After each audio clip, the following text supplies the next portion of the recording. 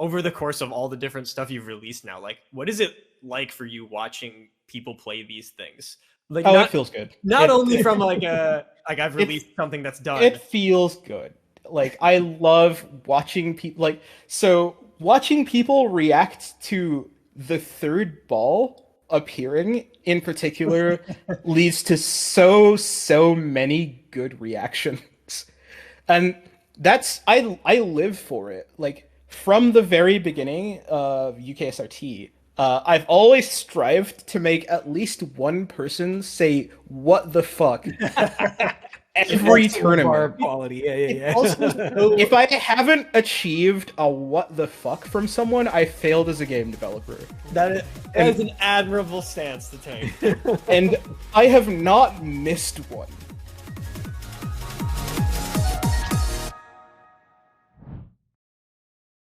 Hi everybody, it's the Corner Cab. We're back. I'm your host, Enemy. My co-host here. I have my co-host here, Aristocrates, and Wins or Jack for easy name access. And today we are joined by a very special guest, another guest that I called out actually in a previous episode that we wanted to do an episode with, and now finally we have time to do it. Everyone, please welcome TaroNuke. Yay! Welcome TaroNuke. Hey, yo, that's me. Taro, thank you so much for joining us on the show. Obviously, we've got a ton to talk about. But why don't you go ahead and introduce yourself to the audience first? Hi, I'm Taro. You've probably seen something that I've worked on if you've played rhythm games. Like, I've been involved in, like, NOISZ STARLIVHT. I've been involved in Archaea, like, the April Fool's nonsense that they did a few years back. I've worked on... I made DJ Maniacs, which is a Flash, like, DJ Max Technica simulator back in 2010. Awesome. I worked on Pump It Up Infinity as one of the lead gameplay programmers. And there's a lot more. Like, I'm currently working on Vivid Stasis.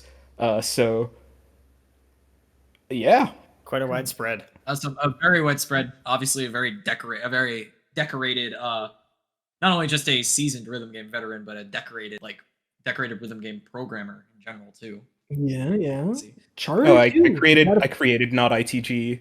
And like I said, you've got good charting stuff in Pump. You've got more than just Smart Infinity, and I think you worked on Unbeatable too.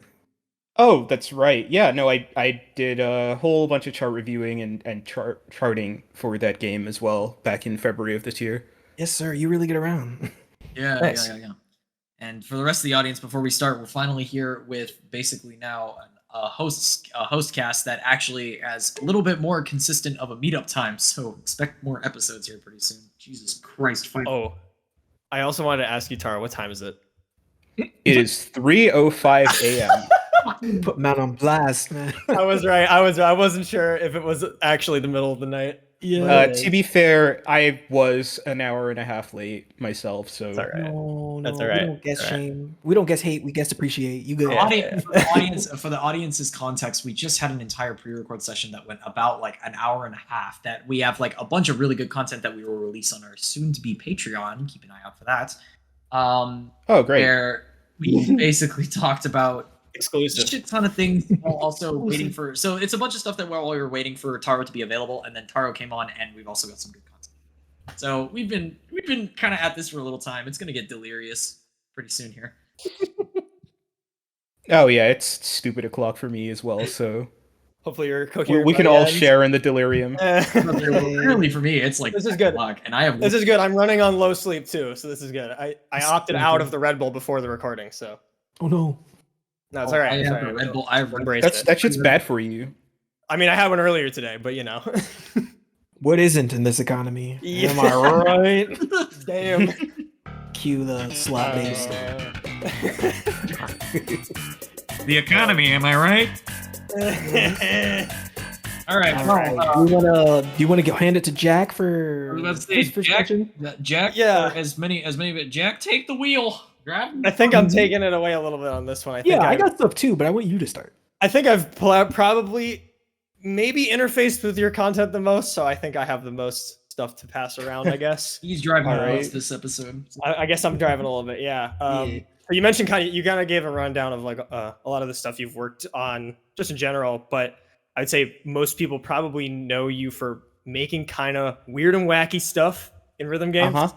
Yeah. And I gotta know where that came from, because I'm sure you didn't come onto the What do scene you just being like, mean? I'm gonna make a custom engine and have it do all this weird stuff. All right, TaroNuke, we got the lore dump. Let's Yeah, go. what's the background? I mean, so like I got introduced to DDR like in 2006, I want to say, which is like after most people, but I'd already played like Guitar Man, so Which version? You got to name drop a version. the first two DDRs were so in the UK, right? We have Dancing Stage, not DDR. Dancing Stage.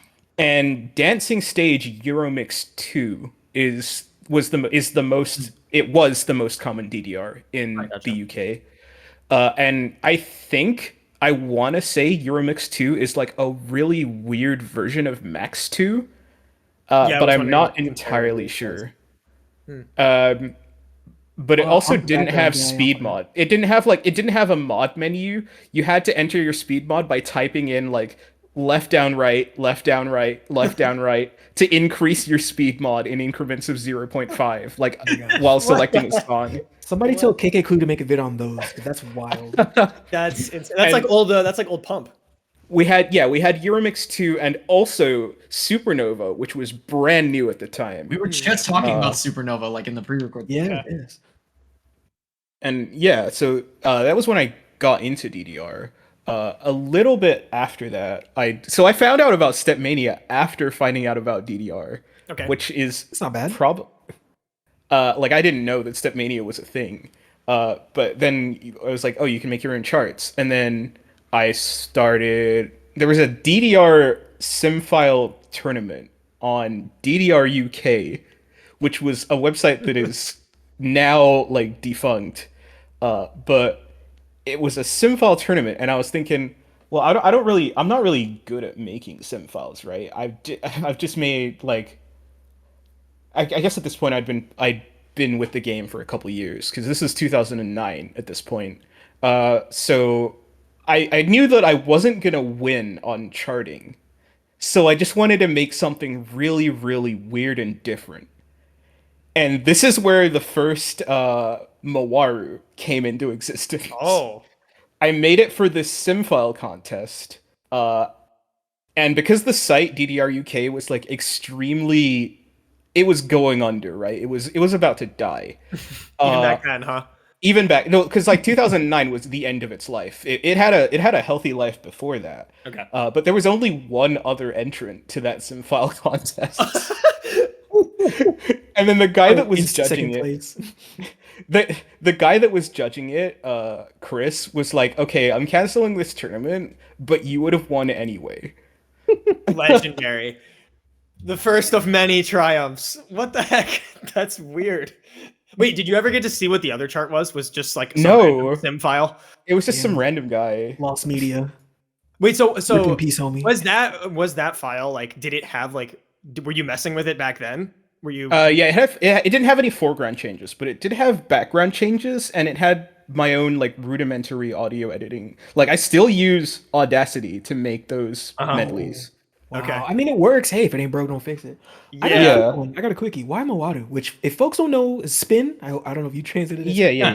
Okay. So it was the Japanese version of WarioWare, either Twisted or Touched, that had that title. And so yeah, it's inspired by WarioWare, but like the term MAWARU fits the series MAWARU better, because it like literally it can mean spin, but it can also mean to like visit many places. Okay. Yes. Which is what the series does. Right. Okay, that makes sense. Also, I'm jonesing right now that you mentioned WarioWare Twisted, because that's my favorite WarioWare. It's good. that is a great deep cut. Very on brand too. So did you have? I have to imagine that at that point you probably already had some experience with like development or modifying software. Oh yeah, I made my first Flash game in 2006, so I knew what I was doing on the game dev front. Right. I hadn't messed with the engine yet. Okay, but you had an idea of what you could do in terms of like I can make some. So like not even really, right? The first MAWARU, It was just background changes, and Okay. I like found out how those worked by like examining other sim files, and it was just like, okay, so people can do this with the game. Why is no one doing this? I'm gonna do this, and hopefully it will inspire more people to do weird stuff because it's cool. Yeah. Oh, that's really ground zero. Then you're just You were like, I'm gonna tell make this, people see what else to do people can make. something, and they were Yeah. gonna do it. That's pretty- all right. Oh, that's a good reference. Yes, sir. And there's like more. I don't know how much you guys care, but like, so after that, cause I just made more one. There was a video that was posted on YouTube of someone who at the time was called King Taro, playing it, and I watched that video and then I scrolled down and there was a YouTube comment from Windu I knew it on was that gonna be video. Windu. He actually doesn't go by that name Right, anymore. right. You are Like, formerly known as yeah, Exactly. formerly known as Windu.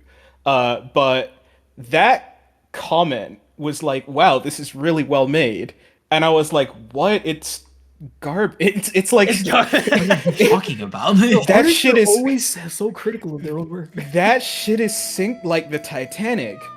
Like that was that bad, kitchen huh? synced. Oh no. But yeah, I like DM'd him. This is back when YouTube had DMs. Oh yeah. Oh my Like God. YouTube had a YouTube DM messages. system. Remember when we had video replies? Yep. Video replies. Yeah. Yeah. And I was like, yeah, I could make a better one, right? Like, Ooh. I just like DM'd him. I'll make a better one. Oh my Our God. humble king right here. You can play this one instead, right? And I hadn't given it to anyone. And I just DM'd it to him, and I didn't like expect anything to happen. And he didn't reply either. And it was just like a month later, out of nowhere, there was a new video on his channel of him sight reading MAWARU 2 with one of his friends. Mm. And that made me so happy. And like I wasn't in the community yet, really, at that point, but Right. that was when I like became in the community. Beautiful origin story. Round of applause. So okay, so you started out with sort of making these files that were kind of like rudimentary with mods. Right. How did that sort No, of this is before mods even. Okay, It's okay, just not even graphics. mods, just background changes. Yeah. Just background Yeah. changes. Yeah. So from there I assume it goes this is maybe just a better question for you. Were there mod charts that were starting to be made before NotITG, or was NotITG Oh, absolutely. started it? Like Yeah, not mods are ITG, more not sensitive ITG is from before. 2016. Oh, sorry, right. That's fair. Because I've seen mod charts from ITG era. I guess that's not quite what I Yeah. meant. But so after that, I guess it started transitioning into actual engine So modification. well, Instead there's of just flopping bumpy or spin, which there's, is there's, that's all there's it like was there's back then. layers to it, right? There's so many layers to it. Because obviously the first mods were actually in ITG officially. Like Right. that's a game from 2005. Hmm. And then there's people like Brother Mojo and Windu, of course, who now goes by Ellie. But some of Brother Mojo's videos are some of the oldest mods on the internet. You can find videos on his channel that are 17 years old. I believe of I have mods seen some on courses. that Yeah, channel. Yep. mods courses that he's made. And you want to know another person who was making mods at like really early? Happy Nano. As in the guy that runs BMS of Fighters. Oh, he was making Stepmania mods. that's funny, actually. Why does it? Oh, it's all you're connected. making the background of SM modding is so weird. It was like the so many biggest more people are home. involved in it than I expected. Yeah. So But okay, yeah, so you're working through. You're that working was- for it, so yeah.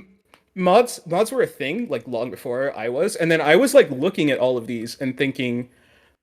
So it was the same with steps, right? With MAWARU, I was like, I can't really compete on steps, so I'm gonna do something weird instead. Okay. And the same thing happened with mods.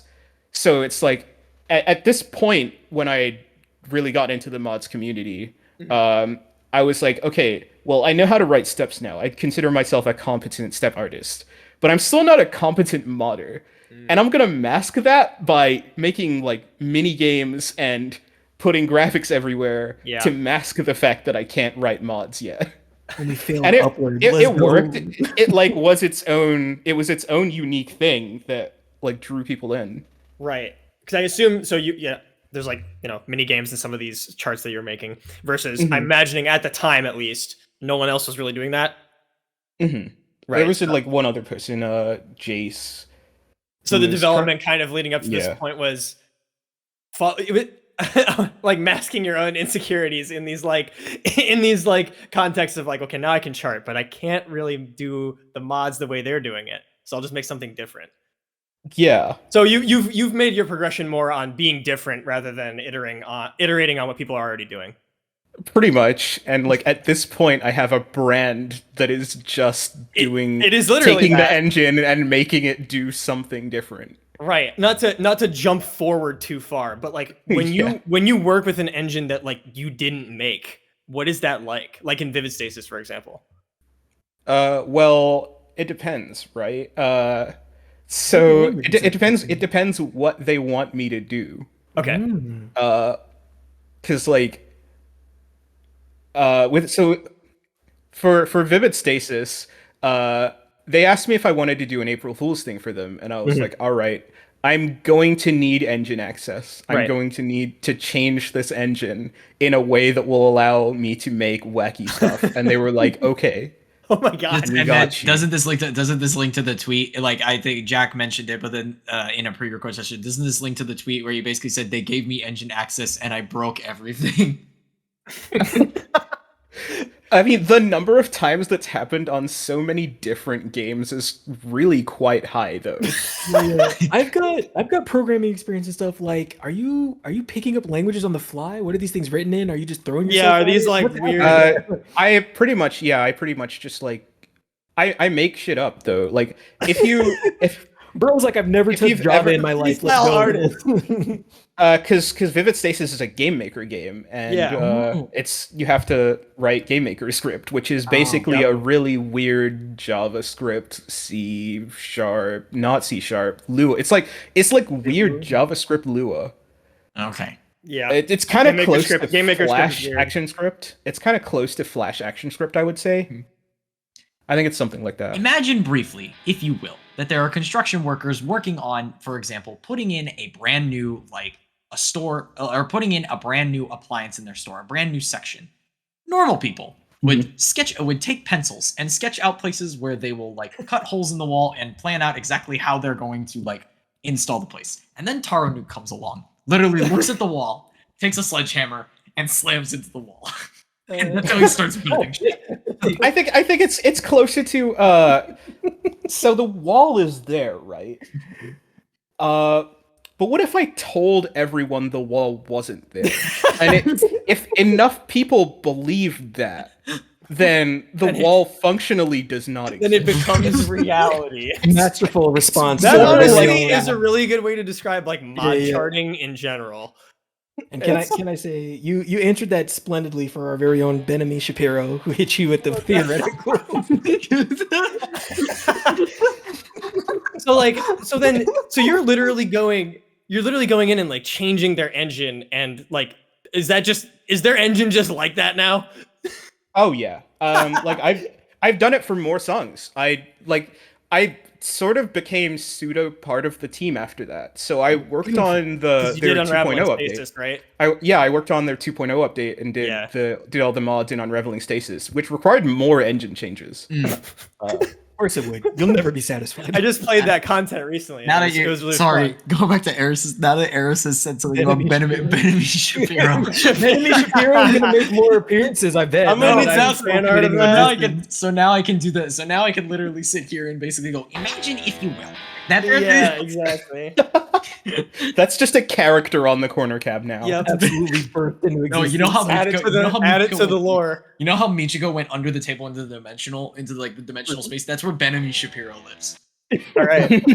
You be careful. You are writing lore in real time. Everything is canon. Yeah, everything The you say is corner canon. cob. The corner cob is all over this. The corner cob. Yeah. We haven't. Yeah, been Taro. like- Actually, Taro doesn't necessarily know. We have at least one person that does shit posts for the corner cab, like that is not affiliated with us at all. I was about to say without us even introducing it. Yeah, so to yeah, us. they just- We're feeling Shout the out fire. Corner Cob. Everybody go subscribe. Go fueling the subscribe to fire the right cop, now. please. So anyway, yeah, it's interesting. It's just interesting that so you said you've done that with like multiple projects. I imagine there's I didn't even mention ADOFAI, right? But like I worked on that like as an actual like I have a 7th Beat Games email address now. Like I'm like actually on their website. Oh, you got that tag. I just edited their engine so much they had to make me a team member. Well, no, they brought me on to make Neocosmos, and I guess I can talk about how that makes more like, sense. happened. Yeah, I was gonna say for the sake of a joke, you could say he went beyond.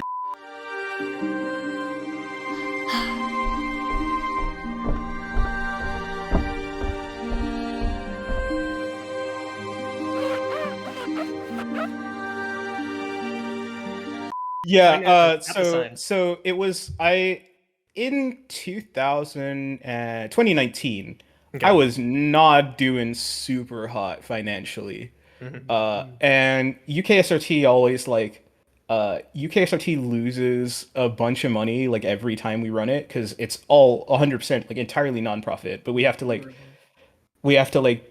get a venue, it costs money. Yeah, it costs money to run.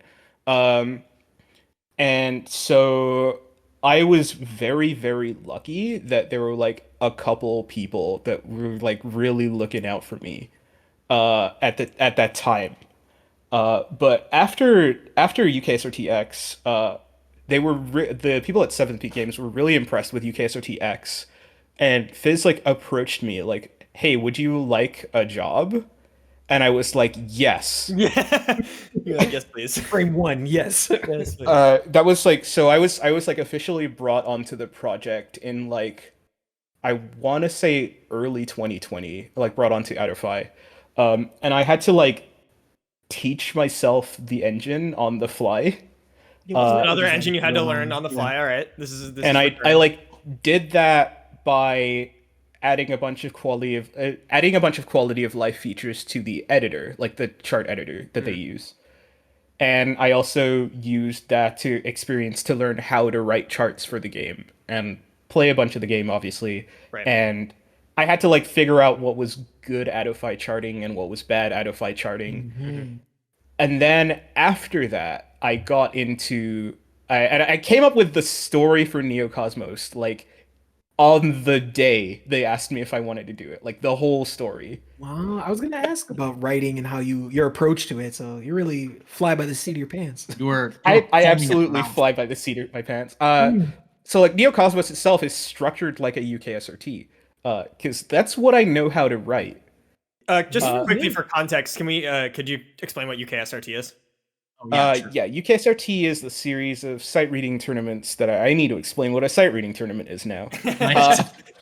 So a sight read, let's go all the way back. All the way back to sight is a phenomenon that lets you like see things with your eyes. No, okay, so in the context of music, like sheet music, a sight read is playing a piece of music that you've never seen before. You're like reading the sheet music and playing it live as you read it for the first time. Music teacher opinion. This is approved. This is an Band approved kids information. Yep. Yeah, that's what a sight read is. And so in the context of a music game, a sight read is the first time you've seen the chart, like what is your score on it? Like how well do you do? So the concept spawned of there being a sight reading tournament, which is none of the entrants have seen any of the charts before. So everyone's seeing it for the first time. And that's a tournament. That's a really cool tournament idea. It tests how good you are, you are at the game and not at the specific chart. So sight reading tournaments were a thing before mods. Yeah. Sight reading tournaments, but now like nowadays sight reading tournaments are mostly associated with mods. So when there's a non-mod sight reading tournament, people have to explicitly say non-mod sight reading Right. tournament. I was actually gonna ask, like at the time, like I assume UKSRT X was a mods one. I Yeah. assume we're already past that at that point. So. Oh right, yeah, no. Like even UKSRT 1 was technically a mods tournament. Got it. Okay, so UKSRT is mods. UKSRT is a mods tournament series, and I think UKSRT is probably one of the things that caused the term SRT to be associated with mods. Yeah, I see that. It's probably. like a Vaseline for petroleum jelly type scenario, right? Yeah. It's so It's popular. the name brand that everyone knows. Mm-hmm. Yeah. Yeah. So, and these tournaments, they didn't really have lore. In the first one, it was just like the antagonist of the series at the time, Ayase, shows up, and she's just like, I'm gonna steal the prize money from Mike, who's the person who ran the anime convention that the tournament was at. And she appears on screen and says that. That's the lore. That's the whole and lore. then steal the prize money when Mike's not looking. And then she like appears in the final stage to like beat the crap out of the top 2 players. Out of curiosity, did the idea of lore come as a way to enhance the sight reading experience? Like it's not like really. I just like guard, or is it different? I just like telling stories. Okay. Okay. So it's broadly, because I was curious about, Just in the context of game design and rhythm games in particular, story's always been contentious. Mm-hmm. So I was surprised that you were so interested in it. But in general, you just thought as, I tell stories, point blank, period. Yeah. Rhythm game or otherwise, you're gonna find a way to squeeze some narrative. Yeah. And then the second UKSRT was like, Ayase shows up again. And she's like, you guys started a sight reading tournament. You didn't even tell me. and then she's like mad about that. And that's the final stage of SRT 2. Lore. So I take it just developed out from there. It just I did a bunch of parodies. The light novel adaptation of UK. I did a bunch of parodies. So SRT 3 was a parody of Neon Genesis Evangelion. Perfect. SRT 5 was a parody of Future Diary / Mirai Nikki. Yeah. So but it didn't have its own, like, it had its own like running thread through it, but it didn't have a real, I wouldn't say it was a real continuity until UKSRT 8. Okay. Which started out as being based on Trauma Center, and then the story that we came up with for UKSRT 8 flew so far off the rails that it became a major arc and started essentially a mod cinematic universe. Beautiful. And the mod cinematic universe has a lot of parallels with the actual the Marvel cinematic universe, in that like it has the same abbreviation. It does, and like other people doing their own tournaments, like NJSRT, like the New Jersey sight reading tournament, and then Celestial Harbor having its own sight reading tournament, which is another one run by a friend of mine, Daiki. And then we do crossover events like Monster Mash, where the characters and Mods Boot Camp now, where the characters from the different tournament series like meet each other and have like interactions, and it's very silly. It sounds very silly. I've seen some of that stuff, and it's wild. Yeah, it's wild. UKSR multiverse. Oh, there you go. There you go. So you said that you wrote Neocosmos like one of those. So like, what's the writing? Yeah. What's the writing process for a mods tournament? It's kind of like pretty formulaic. Essentially, it's actually pretty formulaic. So, 'cause you're kind of progressing you're from the real deal, yeah. Because I guess you're progressing from the early rounds of the tournament to the finals. The way I do it is that, okay, so you have everything is wonderful. Here's this new world you've been introduced to with all these cool, wacky, quirky characters, and then after stage 3, something goes wrong. Okay. And stage 4 is dealing with the consequences of the thing that went wrong in stage 3. And stage 5 is a confrontation with something that can make it stop. That's pretty much how a UKSRT goes. Interesting. You got the sauce. And you heard it here first. there are times when there are more than 5 stages, like in SRT. Like actually, so a lot of people were wondering this, because in UKSRT 8, there's a stage 4A and a stage 4B, and then stage 5, and people wonder like, why didn't you call it stage 4, stage 5, and stage 6?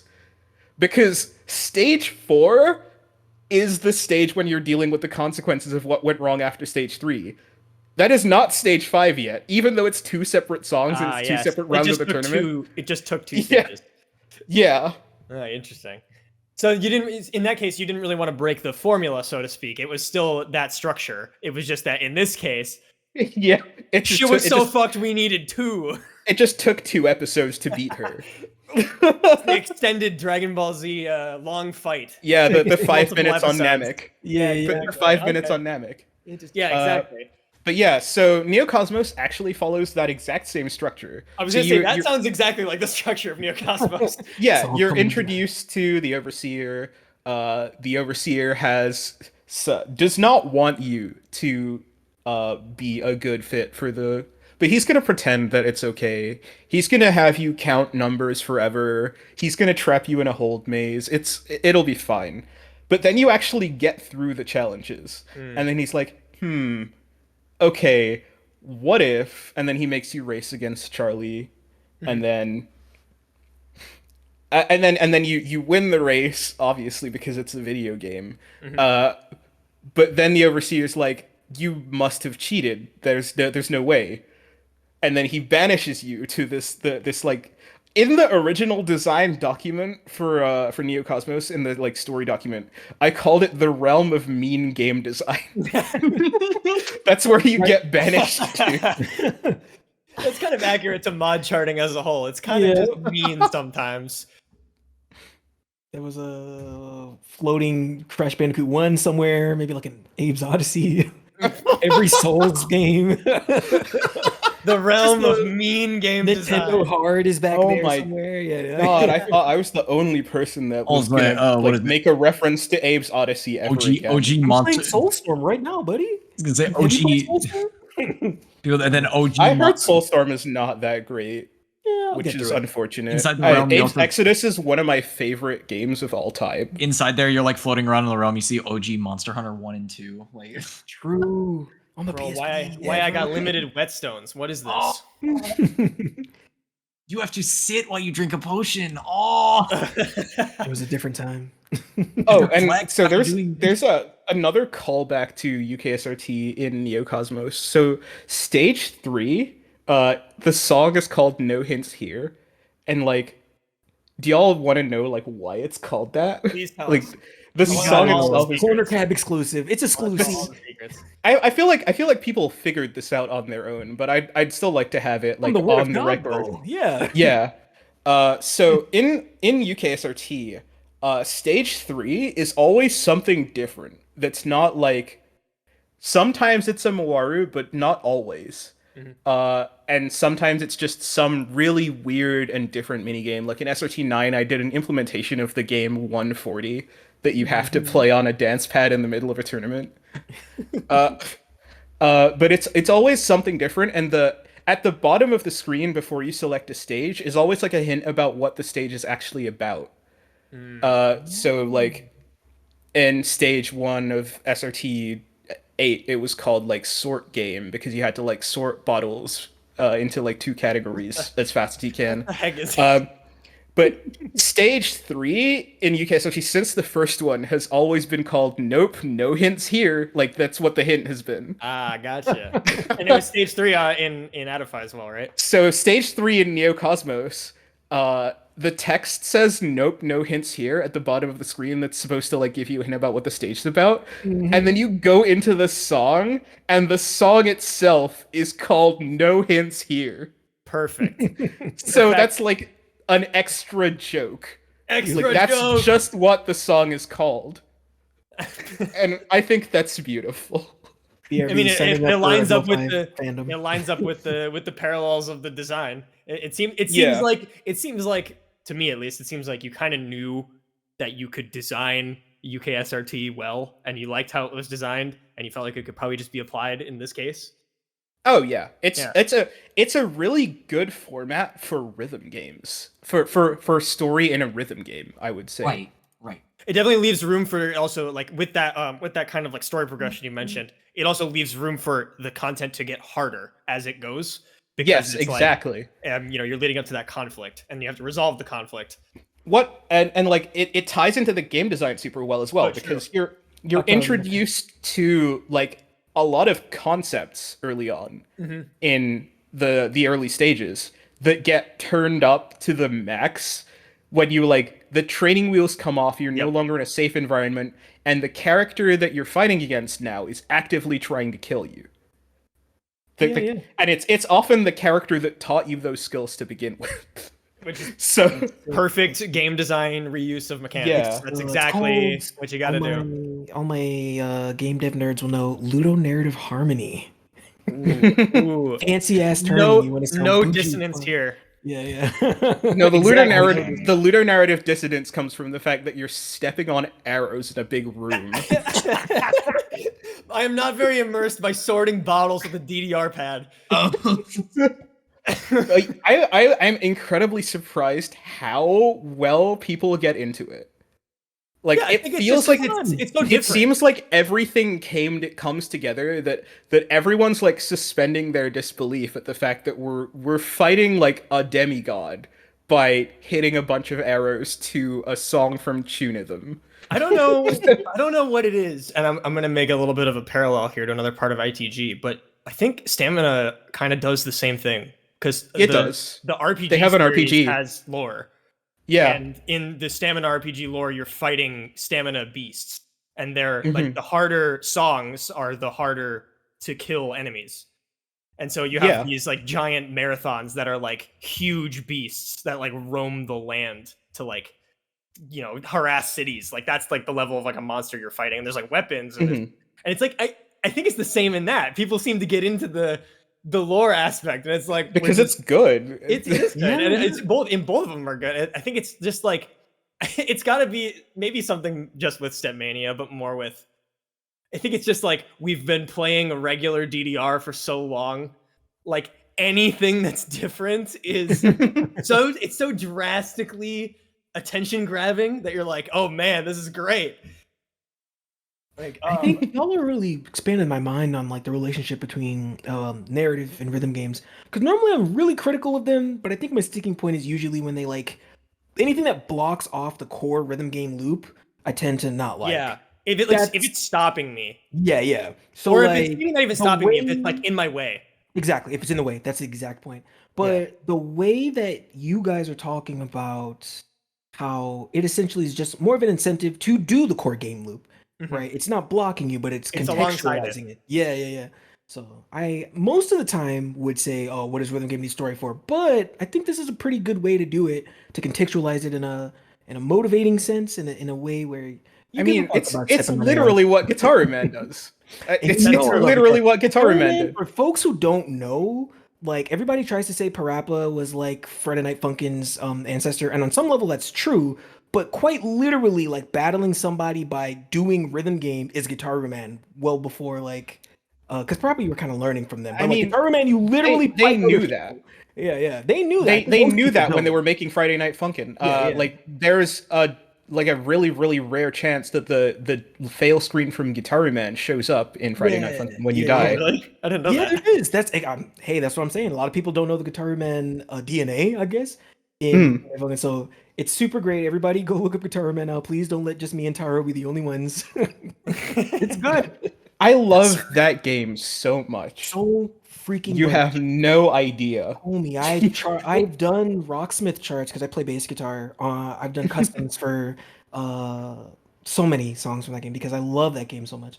Did Guitar Man have a sequel, or was it just one game? Nope, just one game.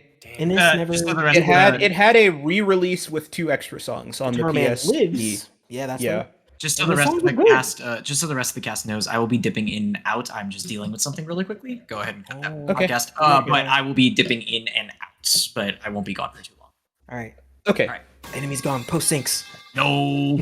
In the meantime, Benemy Shapiro will be. Benemy Shapiro. Benemy Shapiro is watching over us. Put the Benemy Shapiro sprite on screen. Someone make that it has and to exist put it now. on screen. Corner Cop, do it now. I've willed it into existence. Oh my god.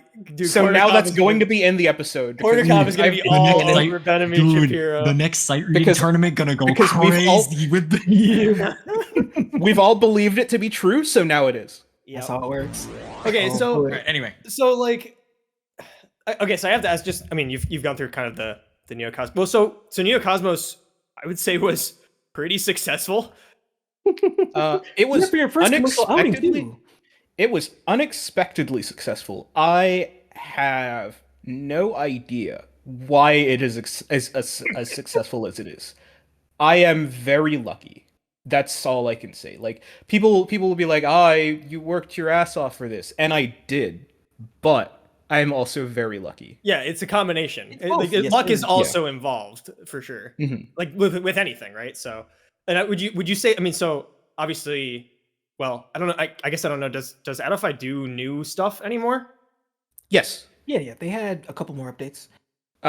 So they're actually it's 7B Games is not just focused on ADOFAI. It's two games. Yes. They're working on Rhythm Doctor and ADOFAI, and they've spent the past year working on Chapter 5 for Rhythm Doctor. Yeah, they just announced that's that, right? coming out at the end of next month, and they have put so much into that game. That's why ADOFAI updates have been really sparse. Right, I figured it was something like that. I just wasn't sure if it was actually that they had switched over. Yeah, no. Chapter 5 is going to be some shit. You guys are not ready. Very excited. So also actually interesting. So, wait, I gotta add. Have you weren't involved in that game in any way, were you? No. Okay. I'm credited as the inspiration for a couple stages in the credits, but I'm not actually credited. That's why I was gonna ask actually, because the Super Battle War Insomniac is so mod charty. It's with you have the irregular time, you have the visual effects that make it harder to read. It has that feel to me. And that stage was used in one of the original trailers ages and ages ago when it was a flash demo. And that was what got me interested in the game, was that super all the crazy visual effects, and I love that. I love that stuff. And they've played around with that really well already in the game. The chapter 2 boss with the moving window. Yeah.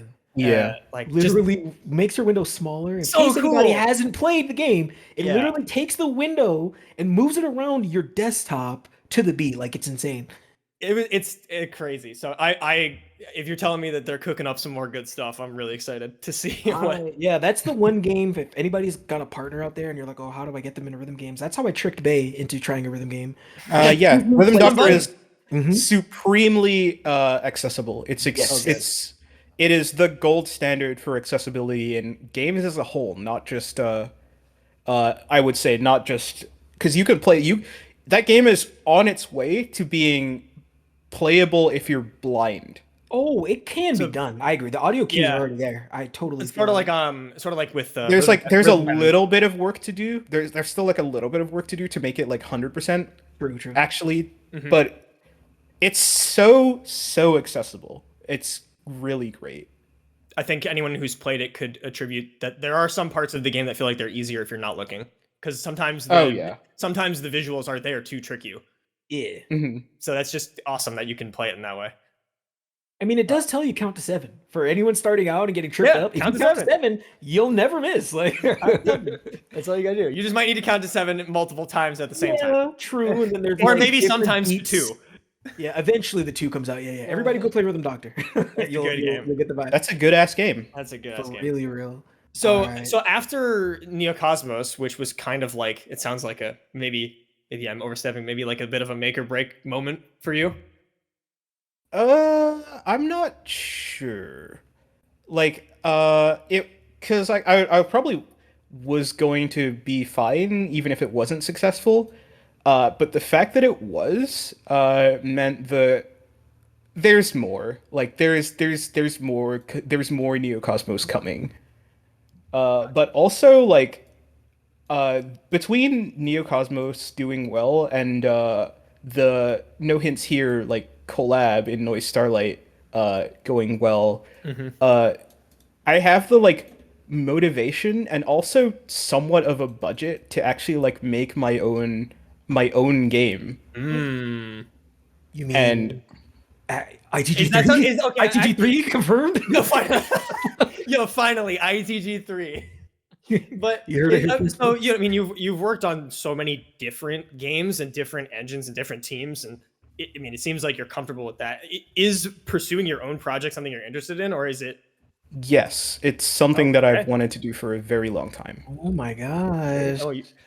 This is great. I haven't heard of this. So happy. Yeah, the I'm not announcing anything officially. Okay. Of course not. Of course. But I have been cooking. Let him cook. Bro, let him cook. Let him cook. Say less, King. Let him cook. One thing that's like kind of funny is that I definitely like got to a point in my career that, because like that's what they did with ADOFAI, right? It was basically just a gamble. Yeah. Like they just gave me a budget and like 2 years and just let me cook with like almost no supervision or input. They just let me do my own thing. That was one of my Did you work with like anyone else on it? So it has a pretty big team, I would say. But like but a lot of the actual work on Neocosmos was me. So I programmed all the new game mechanics, so like the holds, the free roam segments, and the so there's 3 main game mechanics in Neocosmos. There's holds, there's free roam segments, and there is multi-planet. Yep. Triple ball. Yep. Yeah. And wait, so you were programming those into the game, but you were also designing the whole thing? Yeah, and I wrote all the charts as well. So you wrote the charts, you wrote the lore, I wrote the charts, I wrote changes. I wrote the charts, I wrote the story, I made the game engine changes. And slide in, Jack. This is 2 on point for one question I had. I mean, talking about how from because I'm always thinking aspiring game dev because I do programming stuff, but like boring crap like full stack. Either way, the point is like so you're working. Yeah, exactly. You're working with folks. You're essentially in control. How did you work with composers like Dokuro? Yeah, so I've known Dokuro for a while. DM Dokuro is the voice of Peach in UKSRT. What the fuck? What the fuck? Awesome. So he voice tell him acted. what to do But yeah, so like comments going back and forth, working. I've never to match the level first, or did you want to match? I've never worked with like all of the people in Neocosmos were people that I'm friends with, and like Fizz said to me that it's like kind of impressive that I don't know anyone who could assemble like a group of people just entirely from people he already knew to make something like this. That's a huge compliment. Yeah, it takes a village almost, right? Like, yeah, you got a good village. That's a lot of connections to, especially like when you're doing all those different. So like, yeah, no, I brought Can Blaster, like the guy who made a lot of famous like ITG, like Epileptic Crisis, Dream to Nightmare. Like Dream to Nightmare from Pump It Up, but it was originally for ITG3. Wait, and I brought him out of hiatus to make the first stage of Neocosmos, like out of rhythm game hiatus. So you got some debts to cash in, buddy. Wait, did you say Dream to Nightmare was made for ITG3? Yeah, it was. What? I never knew that. What the heck? But yeah, so like I met Can Blaster just like at random. Like the way I got his contact, I met him like at random. I was at the local arcade in London, and I was playing a song on our bootleg ITG3 cabinet in the London Trocadero, and I just happened to be playing a song of his. Oh my God! And he was walking past behind me. No way. And then he stopped and was like, "Hey, that's my song." And I was like, "Wait, what?" And then Can Blaster was just in this arcade in London at random on that exact day that I happened to be playing a song. No. And that's how I met him. That's sick. And then I got his contact. That is exactly how You're here. I was just about to tell the story for you. Go ahead. I was like, that is exactly how -1 happened. I literally was at an arcade down in San Antonio, Texas. I was literally at an arcade, and the -1 BGA was made by Transcendium, and Transcendium had a fan base at that time, but like for his RKA's Hard series. But like then after a while, then he started doing BGAs, and we did -1, and that was a big deal for him. And so we did the BGA. We premiered it for both ET like last year. And then I'm at the arcade, and then I see someone literally watching the fucking music video in front of me. And like, and then I walk up and I go like, and I'm walking up and I'm just like nodding. That's literally about it for a second. And then he literally goes, "Can you?" Apparently, this is his first BGA. Can you believe it? Because we have been talking about Hat before. And he goes like, "This is his first BGA. Can you believe this?" And the song's a banger too. And I literally just take my phone, open my Discord profile, and throw it down. And I'm like, "I know." And then I walk away. Swag. What a power move, Ed. Not the Discord confirmation. And quite literally, I looked at it. Where's the? I need to find the. It's like an emote. It's like the emote of the guy with the towel over his like forehead. Like that was him. After that, he was like, "Well," literally was sitting there like, "I have no words," and I'm like, "It's okay. I'm sorry." Wait, what was I talking about? You rallied up this team for. Yeah. So I was talking about the process. So I have not known anyone who has understood the assignment of making a Mawaru as well as DM Dokuro. Oh, really? Like, I was like, yo, I want to make a Mawaru for this. And he was like, say no more. And gladly. The process of making that Mawaru was like, okay, what's the BPM range? This to this. I kind of want it to sound a little bit like Usate for the opening. And that was like the inspiration for that. And then it was like, okay, so the first section, what's the BPM? And then because that's how a Mawaru always is. It's like sections broken down by BPM. And then it would be like, okay, so what do you want to happen at this point? What kind of music, or like what's the mini game? And then I would be like, I want it to be like something like this. And then he'd be like, say no more. And then like a day later, he'd come back with like 8 beats of this genre. Whatever this is. That's so cool. Like, and there were even like short prompts, and he just, like you said, the assignment. That's sick. I mean, the man is talented. And then what else? There's like a few segments that are like, so the drunk rhythms. I was like, I want it to sound like Drunk by Sungazer, like the Adam Neely song. I love Adam Neely. I said I was a bassist. Big Adam Neely fan. Yeah. And then there's some parts where I drew like a shape in MS Paint and was like, can you make a song that includes this rhythm? Oh, right. Probably like an ADOFAI rhythm, right? Yeah. ADOFAI notation is essentially angles, so I feel that. Yeah. So you gave him like an ADOFAI notated pattern? I drew it in MS Paint. Okay, here's music notation wasn't good enough for you. Here's brother was speaking in ancient tongues. Probably like blur out his name, I guess, but like anything different about these triangles? Yeah, I was like, at least one instance of this. It's in the BC chat. It's in the chat. Oh, let's see. I was like, at least one instance of this. I like the all caps subdivided. I already made a clean one. Don't worry about it. Yeah. Heck? So you're just doing this back and forth, because from the game designer's perspective, you needed certain elements. Yeah. From his perspective, it needed to match with audio. And then so like it was actually a different process for each song in the same. I want to spend a little bit of time talking about each of them because they all have really fun stories. Yes, please. But this is how T3 went, like the no hints here. It was all like something that sounds like this, something that looks like this. You do whatever you want for this section, and I'll make something based on that. Oh my god! And it was very, very fun. So there were points where you were letting him do audio design. You would design back. So the first stage that we actually had done was stage 2. And it was actually originally stage 1, but that's Frums's stage.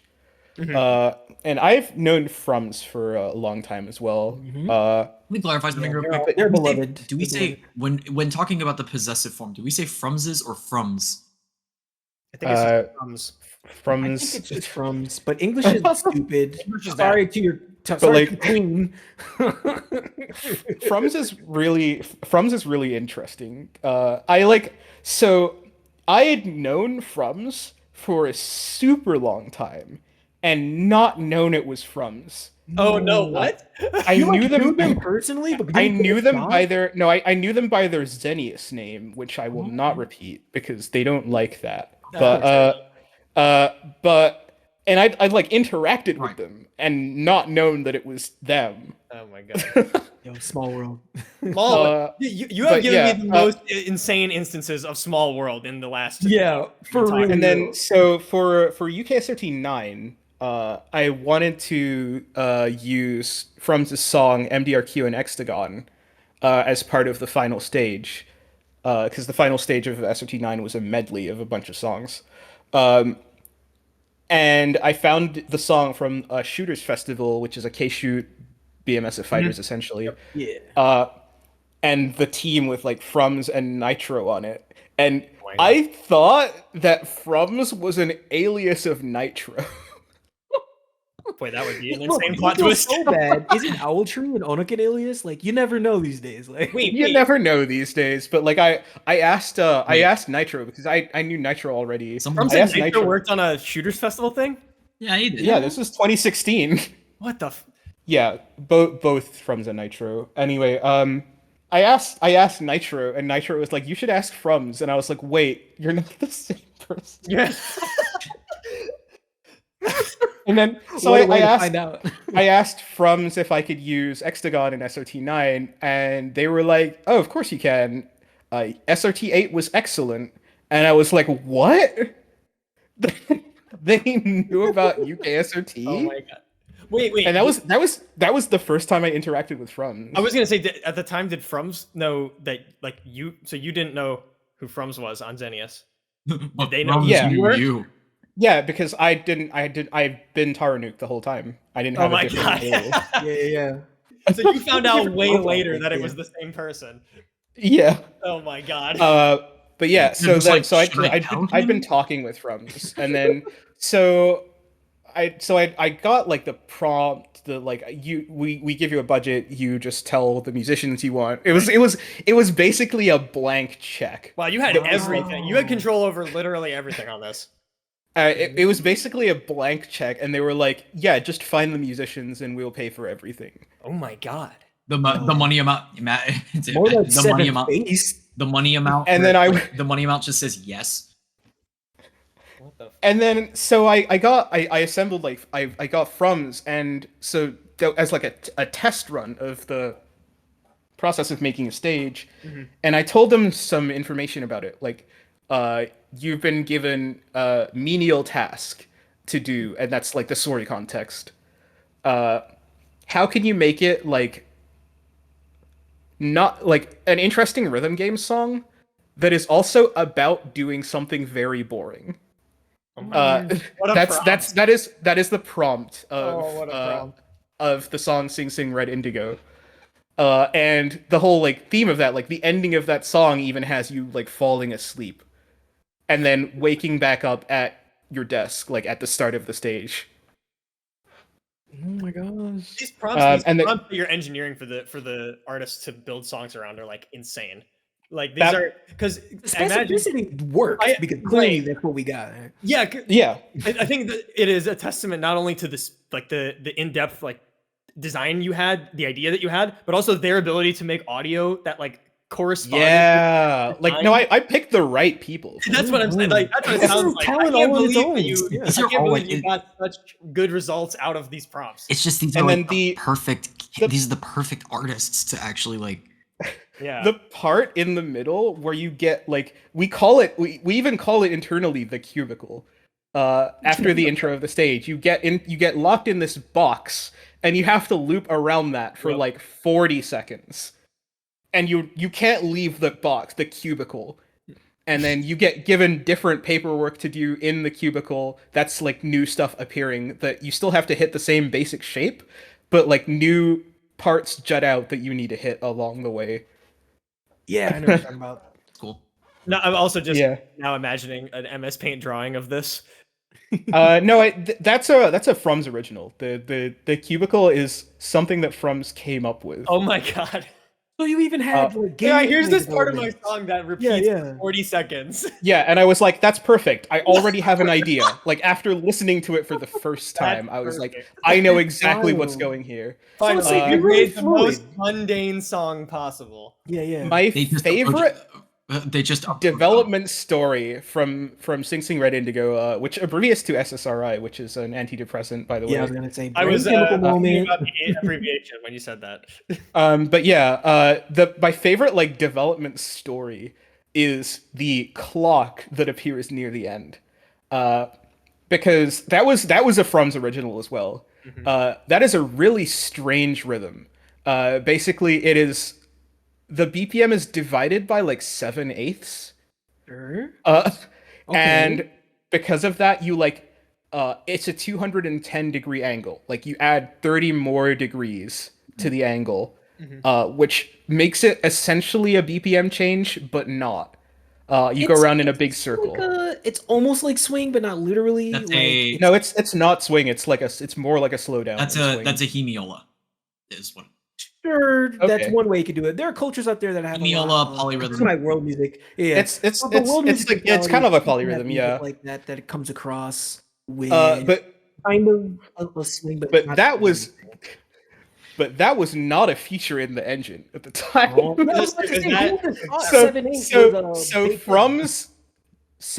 Frum's told me about the idea and like sent me a demo of like what it sounded like and was like, "Can we do this?" And I was like, I don't know. Let me ask one of the other programmers. So Giacomo and Morpheus. And at the time, the note format didn't even support anything like that. The charts were encoded by letters, and it was one letter for each possible angle. It wasn't like you typed the angle. And it's efficient.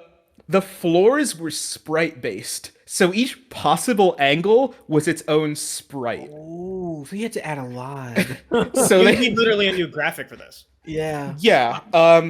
So Morph and Giacomo added it to the game, and there wasn't anything in the format for it. So you just type a bunch of 9s, like by hand, into the chart format, and it spawns the entire shape. As like one item, own giant thing. Yeah. Oh my god. It's kind of hard coded. It's like baked in entirely. It was extremely baked in at the time, but it's not anymore because they switched to using 3D models for the paths. Oh, that's cool. Like before Neocosmos came out. Oh, so now you can have arbitrary angles. Yeah. Huh. Interesting. So wait, so at the time it was just an object. Yeah, it was just an object that was in the game. I'm like going back to when Frums was working with when Frums was working with you, and they basically go, okay, so this is the idea I have. What do you do? And quite literally all I can think of now is that Taro, when requesting me, everybody goes like, all right, have like this particular 2-minute song, have with this particular sets, we want it to be this particular genre and so on. And then literally Taro out here basically, riddle me this. And then it's just a whole like puzzle. Yeah, I don't even specify a genre. I'm just like, here is what emotion you're trying to evoke. Make wave. Yeah. I'm also now imagining a sprite sheet where it's like all these little individual tiles, and then there's just one giant at the end of the file. There's like a gigantic. Oh no! It wasn't one sprite. It was a sprite for the new angle, and then placed in a way that like rotates it a little bit and places it again like that. Oh my god! And modern problems require modern. I guess you said that they changed back to 3D models, but like. I'm just imagining like this is you're just like bending this engine to your will. I'm making it do whatever I want. I'm saying he's the rhythm. Reality can be whatever I want. And then so reality can be after anything that- I want it to be. After that, we have Can Blaster stage, which then became stage 1, but I was like, I need a stage that introduces holds, because holds are the main, like, weird new thing that I've added to the game. And they're great for release timing. And the way that stage was developed was pretty fun. Because that one was super unique. For that, I wrote the entire chart. I wrote the first half of the chart and told Can Blaster, make a song that fits these rhythms. And then for the second half of the song, I told Can Blaster, do whatever you want, and I will chart it. Oh my god! So it was like a two-way collab. For that one. Yeah. That's The first half is I write the chart, you write the song, and the second half is you write the song, I write the chart. Yeah, from a game design perspective, I find it really interesting that you take like such drastically different approaches to each level, because I'm sure that results in a drastically different result when you design it in a different way. So there's a reason it had to be like that though. Wait, really? The reason I wanted that specifically to be the first stage is so that I could very specifically control what rhythms the player has to deal with first. Oh, okay. Because ADOFAI is an incredibly hard game. Right. So, and essentially, you said this is the second level, so the one that introduces the holds, right? So originally, From's stage was supposed to be the first stage, and then I was like, this is too hard. I need another stage. I need another stage first, and this time I want to control exactly what the player has to do. Right, because then you can tutorial the player. Yeah, but because of that, you needed a song that matched. Yeah, introduces holds, and also it makes you do everything 3 times, so you really get it. Like, there's a checkpoint, and then you have to do this 3 times, and then there's a checkpoint, and then you have to do this thing 3 times. You don't just do it once and then forget about it. Like, it's the exact rhythm 3 times, and then it's like, okay, this time you do it 3 times, but the second time it's upside down, to showing you that it's the same rhythm, it's just upside down. You don't have to change the way you hit it. Like, stuff like that. Like, little game design considerations like that. Repetition legitimizes, they say. Yep, Adam Neely. It's so tricky. I mean, it's so tough. I mean, in a game like, it's funny in a game like ADOFAI, because you have to learn the patterns. It's not just like a rhythm game where you're like, I have to learn to press the button when the note hits the playfield or whatever. Yeah, that's what I mean. The notations are angles. It really challenges. But it's also like, I have to learn how to teach the player. Like, I had to learn the game before I could teach anyone the game. I feel much less bad that I more or less started ADOFAI on Neocosmos. So like the little trivia where Charlie jumps down and is just like, hey, you didn't see this because you didn't play the game, but I'll tell you about these spins. Like there's different dialogue. Yeah. There's different dialogue if you don't play the main game first. Yeah. Because when I just went in, I mean, I've played some early ADOFAI back on like my tablet forever ago, but I had the PC version and then I just jumped into Neocosmos. There is different dialogue. That's what I mean. Like I got that dialogue because I just jumped straight to the DLC.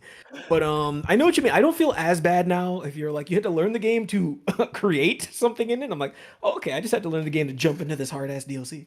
I was gonna say, I played all of the base game first, and when I got to Neocosmos, I was like, thank God I played the base game. This would have destroyed me. No, I wouldn't. Yeah, well, there's like multiple layers to it as well. Like if you haven't played any of it, you can't even go in. Right. If you played 1X, you can go in, but then the overseer's like, you haven't played 6X. What are you doing? What are you doing in here? Like, I'll wait. But they let me ignore it. Thank you, by the way. Oh, I love you for that, because I saw that and I'm like, please don't gatekeep me, and I technically could have the overseer, and it was fun. Like, don't do this. It'll still be here when you get back. I'll wait. But you can just ignore him. Yeah. It's cute. It's cute to have that. That's a good choice, I think. In T2, when you get to the From stage, Charlie's like, if you've beaten PAX, which is the stage that teaches you about mid spins, Charlie's like, I know you've already seen these, but like, just let me have this, okay? And then tutorializes the That's a lot of this little. I like it because it sounds like you built it sort of like it's like even though it's intended to be played after the main game, it's built on its own. So if a player does wander in there, like they're gonna get a little bit of a. They're still gonna get a little tutorial. You have to pay for it, so you can't. Right. I can't stop you. Yeah, that's true. I didn't even think of that. That is so simplistic and obvious in hindsight, but damn, you're right. If you wouldn't have let me play what I just bought, I'd have felt some type of way. Yeah, no, we think about all sorts of things. Game dev like making games has a lot of stuff that you would not even think about. Like, particularly like optimizing is like particularly thankless. Because like, so I had to, when I made the holds, so they're 3D model, right? They're a series of triangles that is drawn in a way that is like that spiral shape. Yeah. But I was doing that in like C# first, but when it has to move, it can't just bend those vertices. It has to delete that model and draw it again. That is not performant. That was not performant at all. So I had to like learn how vertex shaders work, like on the fly, and you're reminding all me of why I did not go into game dev. You're an inspiration for me to continue, because I thought in my actual day job that I was kind of just like, boy, I'm so crap. I'm like learning on the fly, and here you are, just be like, let me just vertex shade on the fly. Like I had to like because I had to move the drawing logic into a vertex shader for it, and then. Because of that, I have these like 2 videos, one of like before and after that, like someone DM'd me, so I remember to like find them and send them to you. But it runs at less than 1 frame a second if you have like a moving object with a hold connected. Oh my god! It's the videos side by side are very, very funny to like look at. So even in a game like ADOFAI, you still really got to worry about that. But like crazy, and you don't notice. Well, yeah, of course not. The player only notices optimization if it's bad. Yeah, exactly. Yeah, no news is good news, but also no thanks. Yeah, I'm not gonna say, man, this game is optimized if it doesn't slow down. I'm just not gonna think about it. I'm gonna say, oh, this game just it runs like I expect, because gamers are demanding. Yeah. But yeah, and then so after that, there's stage 3, which I've already talked about, and then you get banished to the realm of mean game design, and that's where we get into the Ash Astral stage. Yes. And Ash is someone that I actually knew from the ITG community. Yeah, Ash Astral's very involved in ITG. Mm-hmm. And at first, I was essentially like, "Yo, could you just make Endless Reality, but again?" Because that was what I had in mind for that stage, no cap. I was like, I just want this song that you made, but again. Yeah. So you kind of write a different version of it. If Grimoire can get away with it, why can't he? Yeah, true. But Ash ended up like wanting to do something like quite different, and that turned out to be like the obviously very, very correct choice. Mm-hmm. But there was the back and forth between me and Ash was a lot like Ash sending me a rhythm, and then I was like, okay, what are all the ways I can chart this? Because ADOFAI is like really interesting in how it charts. Have you played like bad ADOFAI customs? Yes. Like they hit different. Just like I mean, it's funny. I don't know how manage this, but customs made in Rhythm Doctor and in ADOFAI that don't follow the like design logic of the main game, they are unplayable. They stick out like a sore thumb, and it's so. I really, really, above all else, wanted to not make that. So this is the part where you mean that you kind of had to figure out like what's a good. I had to figure out how to chart it. Like, so the best ADOFAI charts. This is a trade secret. The best ADOFAI charts intentionally skip or add beats into the like chart in order to keep the path looking clean. Oh, so it's like aesthetics. You're talking about aesthetics. The path will like loop in on itself and be unplayable spaghetti garbage if you try and chart everything accurately. Oh, okay. I see what And then, so if I came up on a situation where I was like, I don't really like how this shape is turning out, can you remove this one beat here? And then it would fix the whole path.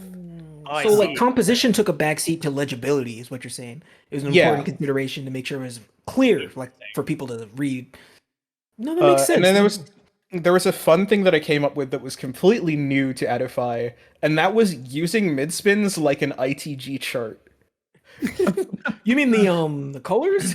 Yeah. Yeah, so that's I came up with I guess they're MIDI note colors or whatever, but yeah. The idea of you get slapped onto a platform and then you have to hit a standard VSRG or Taiko chart for one beat before it goes back to ADOFAI. And I found that concept so fucking funny. That's good. I actually used that in the test chart that I made before I got hired. That was like, can you make a chart? Can you make a chart to just like any song? Just like learn how to make charts. What song did you pick? If I want to know too. Kyoku from ToneSphere. Oh, ToneSphere enjoyers, let's go. ToneSphere. But yeah, so I used that concept of the rhythm gaming, as I called it in T4, the tutorial, in that stage. It also, like, a very easy version shows up at the end of the From stage. Yeah. Just to get you used to the concept of hitting a high five, as I call it.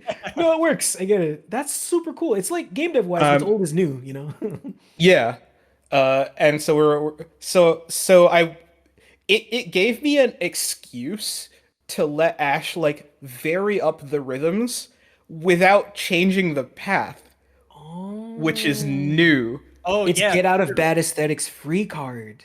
Yeah. You don't need to worry about the path. You haven't passed over a couple notes. Yeah, you have a space where you can just place notes and it doesn't affect the path shape. So it was almost a way in it was also almost in a way nice for you as it was for the player. It's like it helps you design the level and make it better, and the player can understand it better. Yeah, frees up the composer from potentially complicated. Also that too. To see. Yeah, thinking from the composition angle. And like I have no musical experience, like no musical background. But I have rhythmic background from playing like rhythm games all my life. Totally counts, still counts. So I was describing things to Ash as like the part where the song goes like this in recording. It goes like this, and it's an angry smiley face. It's like angry smiley face.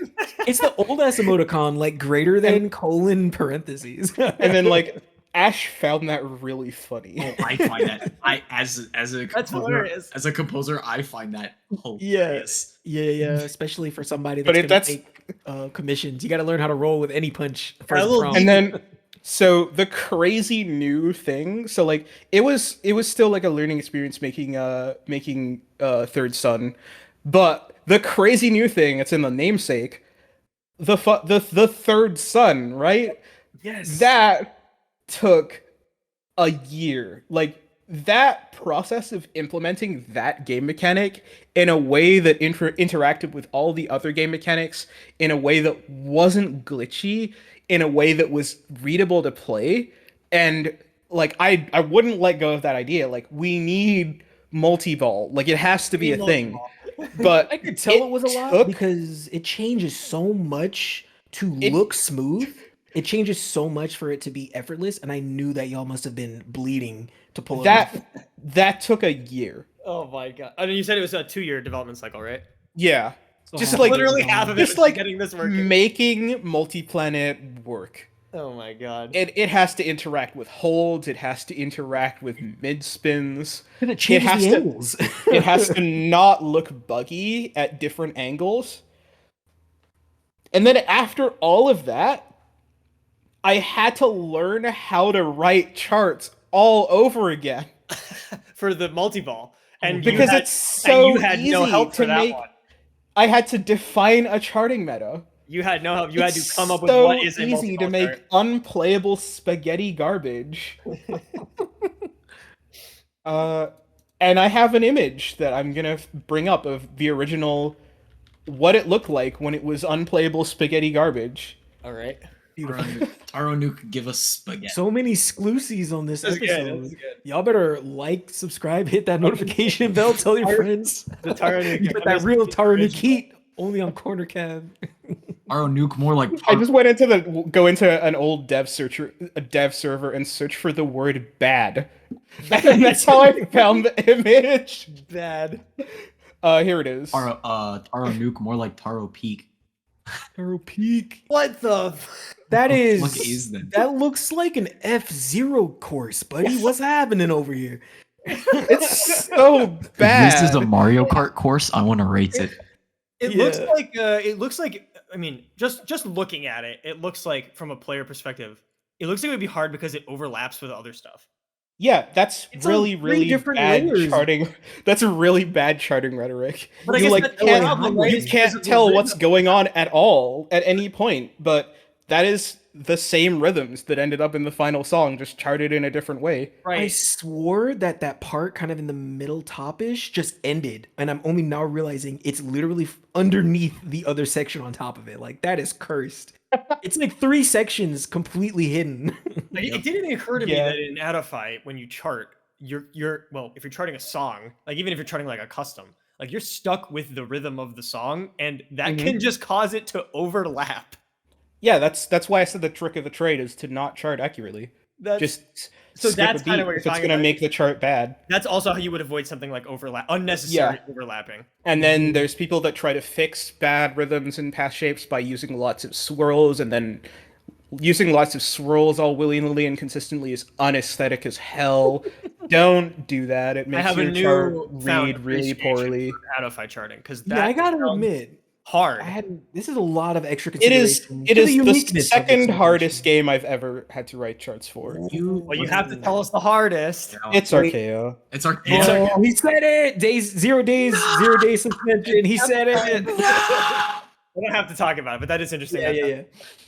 So, yeah, just the idea of having to deal with a visual component that can cloud up, like, it's already hard to make, like, I'm imagining, like, when you're making, like, a mod chart, you're already obviously very worried about, like, visibility. That's like the whole game, really, is, like, what does it look? Can you read it? It has to look good. And this does, too. This has to work visually and mechanically, and it has to cloud up with music. Eventually, what I settled on was tastefully skipping beats to make a path that repeats a lot. Because it is a new, it's basically a new game. I had to make a level 1 that still feels like a level 4. Because you're playing the first level of a new game 4 levels into another new game.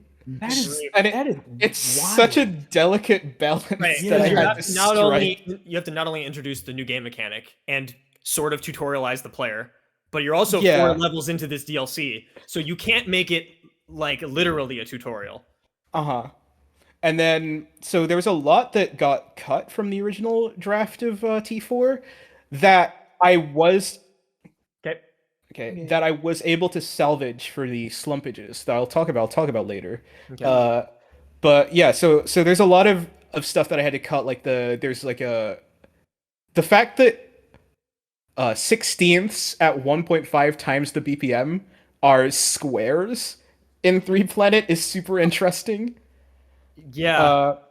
That's a very specific thing to accidentally slam your head into. Yeah, so you put like an existing shape and have the player play it in a new way because it's a different. Because squares normally are just eighth notes. I can see that being a nightmare to miscommunicate. And you don't want to have it overlap with anything when you get to that either, because then it's just a mess. But yeah, like the tutorial format that ADOFAI has is super helpful. Like it treats them like worlds, so you gotta play like 1-1, 1-2. So like T4 7 to 13, like this is probably the level with the most tutorials in all of ADOFAI. Are just like learning how to read 3Planet, and it's like, okay, slopes are eighths, which is strange, but just trust me on this. I definitely struggled a lot more with the 3Planet. It's way tougher. But then you like play it and you're like, wait, I can just read this. It does work. Intuit it once you figure out the new angles. If your brain is okay at corresponding angles to rhythms, you just have to realize, I know what these angles are. Here are the new rhythms that match. But don't think of the don't think of you being able to read that as you being good. Think of you being able to read that as a fuck lot of hard work on the game design front. Humble brag again. No, but you're right. That's you can only read it because I made it so. Yeah. I could have made it bad. I simply chose to make it good instead. I see the screenshot right there in the Discord. True. You had the blank check. This could have happened. They wouldn't have stopped you. You'd have been like, this is fine. After like many iterations, I was like, okay, I've actually simplified it down to a point where there are no twirls in it whatsoever. The whole section flows without twirls. Right. And then I added that one twirl back in just to show you that the engine can still do that. Maybe also to show yourself that the engine could still do it after a year of work. I had to, I mean, so aside from like implementing it in the game, I put it in the editor as well, so people could make charts that use the 3-planet stuff. So I had to thoroughly baby-proof and crash test it with like so many scenarios, and we're still getting like weird minor bugs with it that we're like squashing. They like call you up every once in a while. Yeah, it's been stable. It's been stable for a long while, but like for like half a year after the game came out, I was still like fixing minor things. You were like, yeah. Nothing guys, like if game they put breaking. 800 swirls in a row, it just crashes the game. There's some like really hilarious bugs that were like a swirl at the same time as a 60-degree angle causes a hole that is placed at the same time to go the wrong way and have too many loops. It's like, oh man. That's some where do I even QAs. start? I love for people who don't know QAs and the technical like quality assurance people. I love them because they be testing wild combinations like that. I could never imagine that scenario. There was a person that would like consistently post like, "Hey, I do this insane thing," and the game breaks. And of course, you're no shit. Wondering why the fuck are you even doing that? But like. It's that, but also a resigned, yeah, no, I do have to make this work. Don't worry about it. Okay, so after all that, especially after introducing a game mechanic as intensive as the multi-planet, then you have to put all of the mechanics together into T5. Yeah, I was getting to T5. So like so fun fact about the opening to T5, the opening like point of interest, the shape we call the point of interest, it's called that because that's what the Apple key like looks, you know, the swirl, like swirls. It's called a point of interest sign on the Apple keyboard. So that's why that shape is called point of interest in T5. I'm looking at it right now. That rhythm is actually the same rhythm as the one in 6x. Oh really? From the main rhythm of 6x. And DM Dokuro put it that way as intentional reference to 6x. And I intentionally made it not charted the same way as 6x. So you don't recognize it? So you don't recognize it at all. Huh. The overarching gimmick of 6x is looping. So you do the same shape multiple times, and then each section has a little, like, you do the shape multiple times, like, based about it, while like occupying the same space. So after that, you go straight into the section that I've been calling Final Fantasy XIV raid mechanics. It does look like that.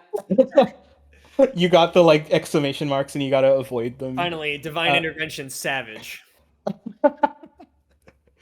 And that is really funny. Like that was the thing that we got the most complaints about. About that section? Yeah, the free roam sections. Really?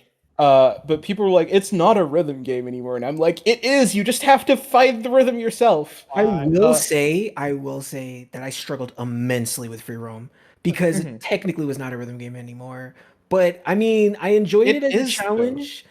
I think the part about it. No, you're not super wrong. What I'll say is, it's something where you don't read notation as instructions and then pattern match, right? It's definitely something you still do actions in time. So you're definitely right. It's like one of those, for example, Enemy's not here, but he loves Dance Rush.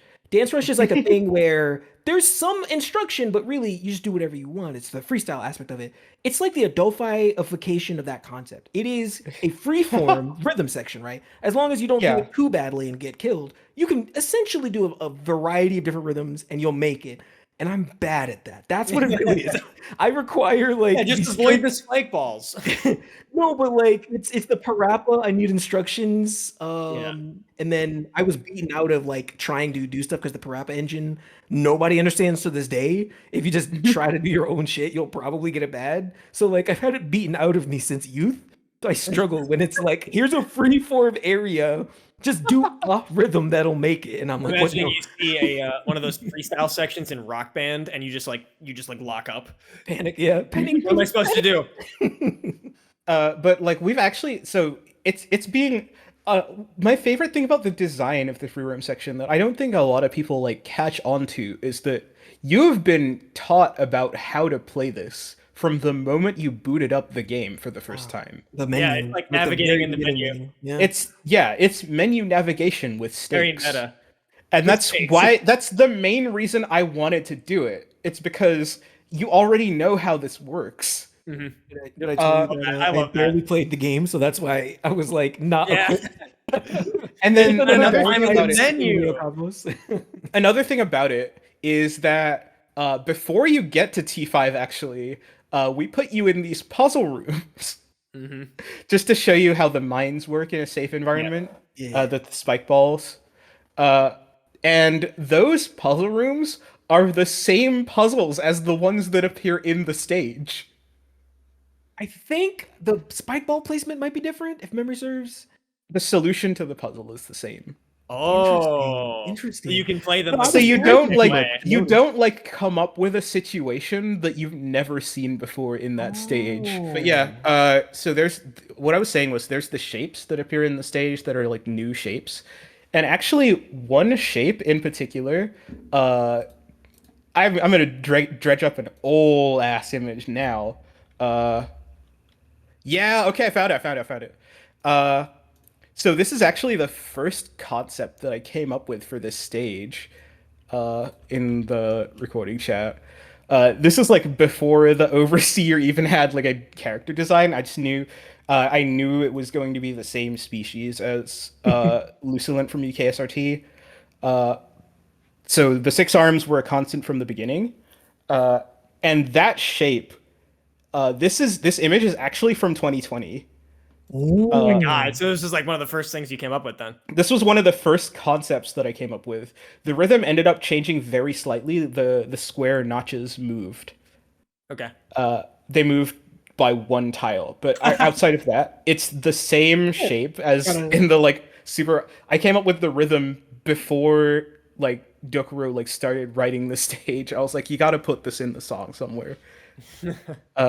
Because the whole thing is because it's the motif of you go around, loop multiple times, and then the screens that the Overseer has obscures the path. But the screens in this draft image moved. That turned out to be way too hard for the final game. The pattern that is in this picture. The red arrow, you see the red arrows, that's to indicate that those panels would rotate. I get it. Yeah, that turned out to be way too... I like the idea of him being this smug bitch. I was about to say, for prototype, look at those sassy eyes, that exact pose ended up in the final game. True, like, we got the artist to do that, but without the middle fingers, obviously. Yeah, I wasn't gonna... I was pretty clearly that didn't make it, but I recognized the rest. I mean, the boss still is definitely like a smug bastard. He has that energy, so you can just like imagine him doing that, and you'd probably be right. Yeah, he'll just flip you off. And then what else is there? Like directly after this, there's the reprise of the clock, because with T5 we also wanted to bring callbacks to every previous stage, and so we brought back Frums's clock, but we did a cool thing with it. So, like, because you're on the outside of the circle, you're moving at a slower speed.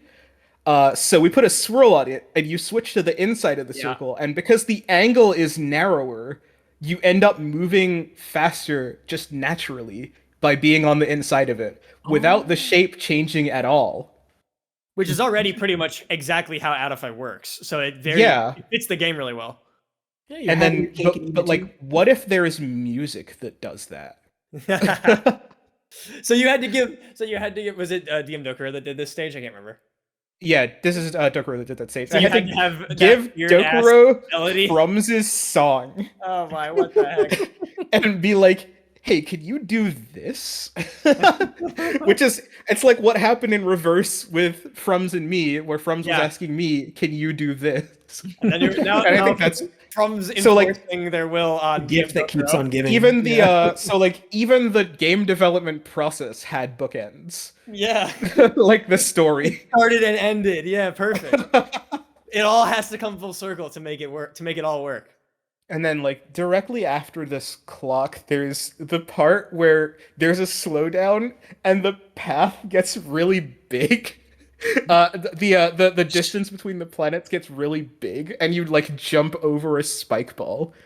That was based on a joke video that I made, because I think it was Miner that who was another dev on ADOFAI added this feature called like planet rate. I can't remember if it was me or Miner that implemented that. No, it was me that implemented. I implemented planet radius for the defend the castle minigame in T3. Yeah, that makes sense. Oh, okay. And while I was making the path, the planet radius gimmick, I made a joke video where the planets like grow to step over a Crash Bandicoot Nitro crate, and then keep on going on the path.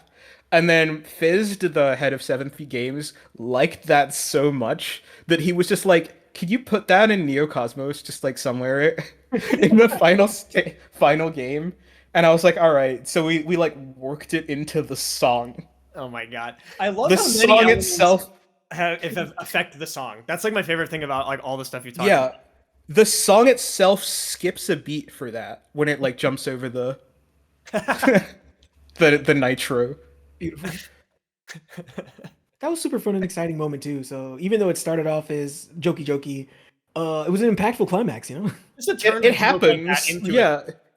It like happens, and then you're like, it's not even hard. You just like look at it and go, "Oh man," I think it's or like laugh But yeah, and after that, there's the big free roam section, which so that was originally like half the length, but I was like, can you make that like longer so I give players like more time in that? You get chased by a big laser in like a big field. Yeah, I panicked. And you have to. Yeah, it's like infinite panic. But during the development process, I had so much fun like beating that over and over that I ended up like timing myself doing it. And then I decided to, on the last day, before the game came out, add a medal for beating a specific time on that section. Yeah. And then like have it save your best time. Yeah, that was added on the last day. Whoa. Give that section a little bit of extra replayability. I leave a video of the chart up right now. I just saw it.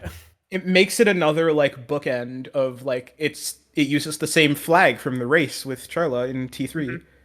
Mm-hmm. Plus, it also lets the player like figure out. You can see like how good you've gotten and moving around in this weird space with this weird movement. And then directly after that, there's a callback to T4, the like rhythm from the start of T4. It originally wasn't that. It was just DM Dokuro like doing whatever. But then I was like, this rhythm is almost like the thing from the opening of T4. Can you make it that rhythm instead? So it's like another callback. Yep. And then after that, you have the thing from the trailer where the overseer catches you, and I made that thing from the trailer. At the time, Stage 5 had not started active development at the time I'd made that trailer. But you just made it somehow. I conjured it up. I made that scene as a mock-up. Mm-hmm. and then put it into the stage. Like once I got there in the development of the stage. Perfect game dev marketing trickery right there. So like outside of it even exist yet. Yeah, there was like nothing in the game to that effect, and I think the trailer scene is still in the game, in the game file. Better than Cyberpunk. Let's go. Oh, the mock-up one. Yeah. Oh, interesting. The mock-up trailer scene.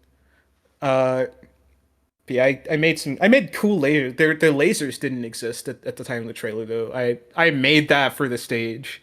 But you lose one of your balls. And that's a good sentence out of context. I actually was gonna mention the out of context, like Eris said, like I like the part that's at like I think it was after the climax, and I was going to say after the what?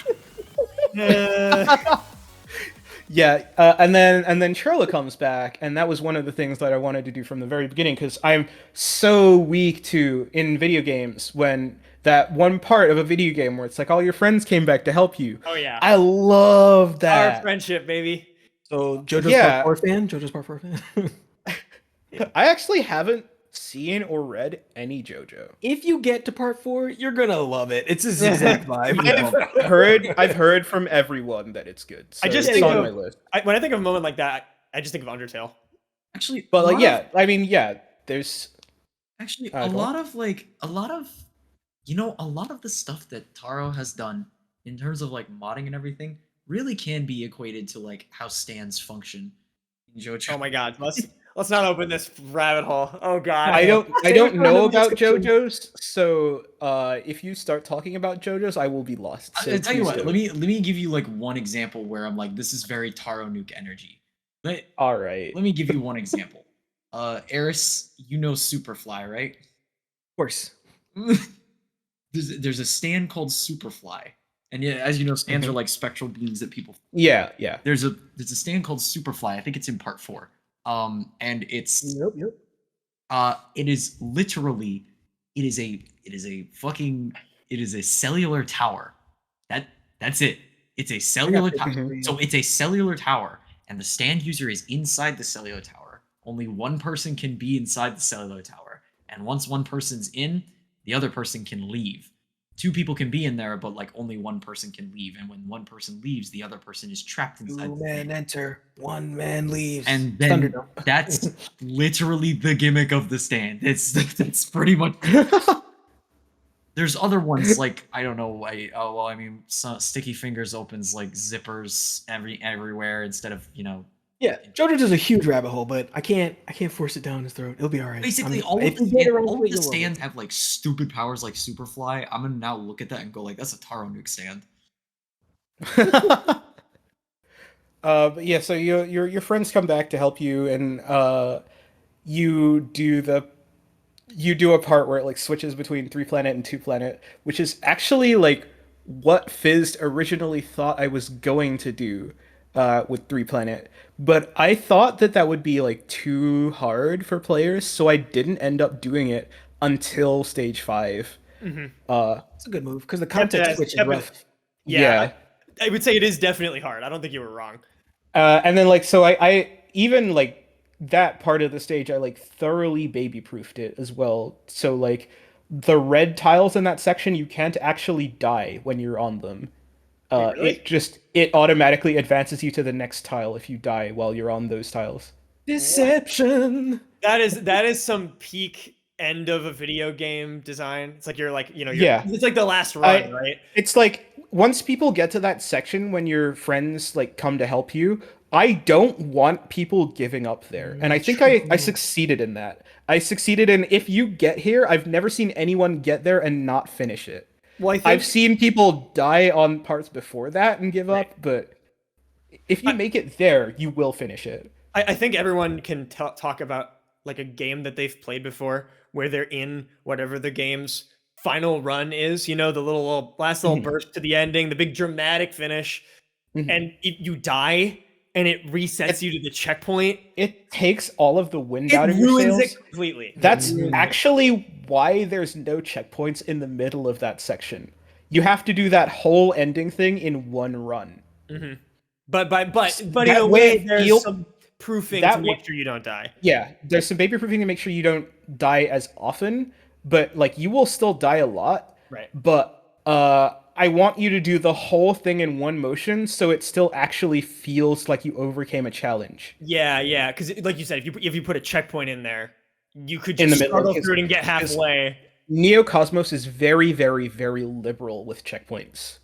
There's so many checkpoints everywhere because the levels are longer. Like this time, you have to do the whole thing. There's another instance of that actually in NeoCosmos. There's no checkpoint in the middle of the 3-planet section in T4. Yeah. You have to do all of that in one run as well. And that was so you actually learn how to do 3-planet. You can't like cheese it by getting halfway through and then forgetting how the first half went. That's a good idea because that's what I would do. I am the exact type of player you were proofing for, so I appreciate it. I am the one who ignores a game mechanic if it only gets taught to me once. So, Oh no. It's not intentional, it's unintentional, but I just forget. When a lot of games have a lot of mechanics and a lot of stuff going on, and if it doesn't teach it to me that it's important and drill it into my head immediately, when I learn it, I'm gonna probably forget it. Mm-hmm. So I think that's normal. I think you're part of a majority there. That's very normal. That's why I made sure that you're doing high fives in every stage after stage 2. Mm-hmm. There's a section with high fives in T2, T3, and T4. Mm-hmm. And at the very end you have the callback to the part where you're falling asleep at the end of T2. Right. With the high fives. And the BPM slow. I actually had to implement another new game mechanic there, and that is floors that can change the timing windows. Because if you don't know, the timing windows in ADOFAI are actually angle based. What? No, I did not know that. Yeah. I guess it works. What the heck? So if you're like within 45 degrees, that's a hit. 60 degrees, it's a little early. Yeah, that's it pretty much. That is weird. But then these tiles, what did they change them to? Right, because at the very end, it slows down to 18 BPM. Yep. Mm-hmm. Which would make the timing windows like a full second in size. Oh. So I had to like add a feature that let me shrink the timing windows of those ending tiles down to like 10%. Was that the only place you used it? No, they're used like all over the game. Oh, okay. So that was like an engine. But not in a way that like dicks over the players, but just in a way that makes more like consistency. Yeah, that makes it more consistent rather than less consistent over different BPMs. All the considerations for the player. Yeah. The amount of considerations for the player to make it like, I mean, obviously you're still trying to challenge the player, but you're not trying to make it unfair. I've always even in like UKSRT, like in mod design, it doesn't look like it because I just look like a cruel trickster god that is making players dance. Play my $5 pack of stupid shit for money, like fight, like literally fight over this at $5, like bullfight, like dog fighting. But I actually behind the scenes very, very heavily skew things in the player's favor. Yeah. There is so many like really small hidden considerations, even in like my mod file design. Yeah, I remember you talking about that on Games Done Quick when you were kind of explaining it, like the concept of a mod chart and how you make it fair. Okay, so you've seen this rhythm before, and because you've seen this rhythm before, you don't actually need to look at the screen. Just do what your legs want to do, and you will be right. Yeah, but you have to convince the player that that's true. Yeah, and that takes a very long time, actually. I believe it.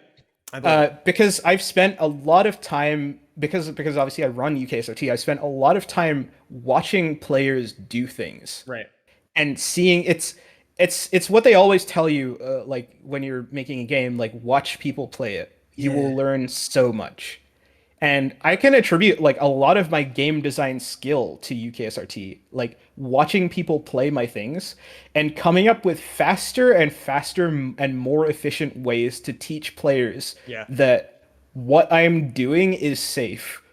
You're like, guys, it's fine. Just trust me. You can trust the method on this one. Yeah.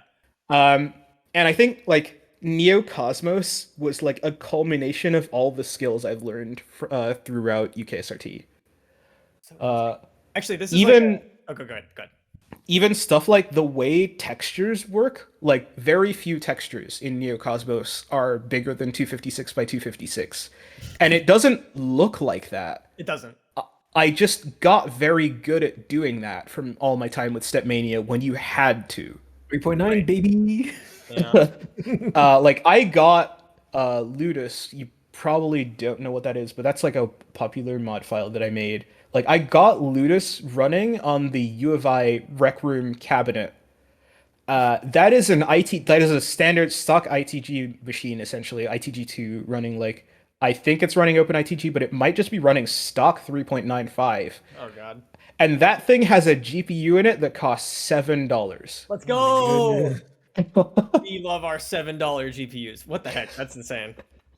So like Leah, it's you really gotta squeeze everything you can. Somehow Stepmania has taught you game design, optimization, like all of these elements from working with this shitty game engine. That's incredible. I don't know if anyone else can claim that their game design back and development experience is based on modding Stepmania. So it's like there's a part in T5, like it's the part in the trailer, right? There's that grid. There's the grid in the background with the and the sparkles that are coming from the crackling fire sparkles that are coming from the bottom of the screen. That is like a 32 by 32 image that like the sparkles are. A lot of people would do that with a full ass video file in games. Like I've seen like I think Figros uses videos. The background just looks like a video, to be honest. But that is a particle system that I came up with myself and a scrolling texture that is 256 by 256. Sure. And that's that whole section. So like that's why it runs on mobile even. Right. That's what I'm thinking. You have to consider what platform you're dealing with. Yeah. But I got really good at making it not look shitty despite having such like lo-fi it looks like a game that was released because it is. Yeah. I love way to You'd put be surprised how many release games don't even meet that bar though. That's true. That is very true. Yeah. But like it was all about it's all about making do with like the skill that you have, because like I don't have AAA like game development skill. Like I can't make something that looks like a AAA game.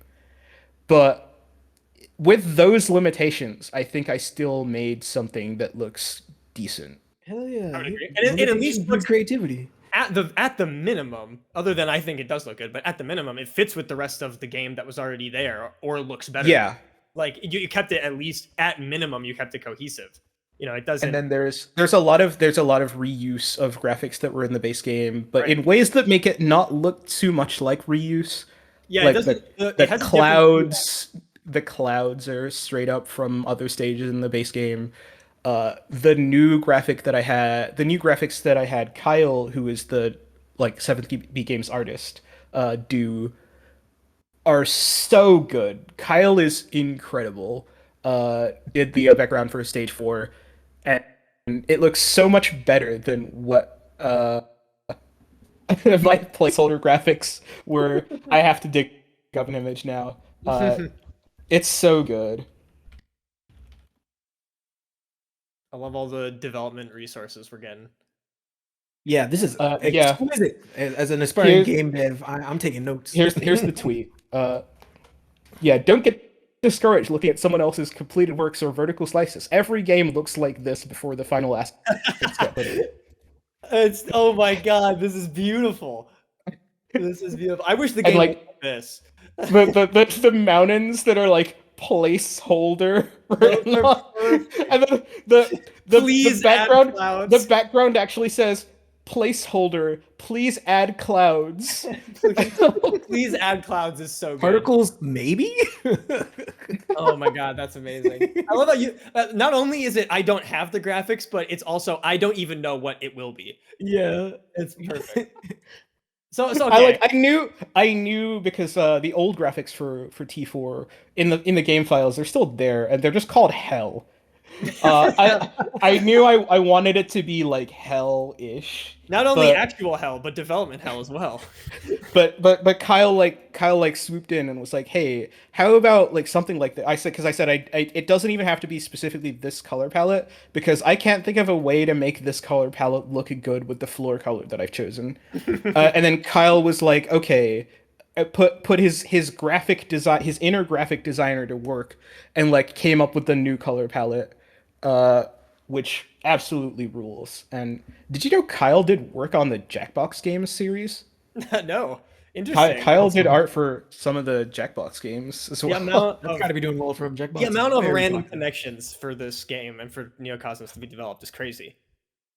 But like that wasn't like me that had that connection though. That was just he works for 7th Games as their right. I think he's also their writer as well as like the artist. That's just so many different people from around, huh?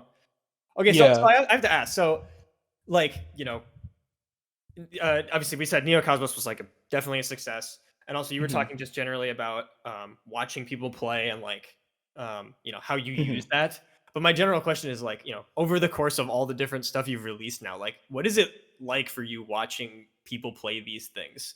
Like, it feels good. Not only from like I've released something that's done. It feels good.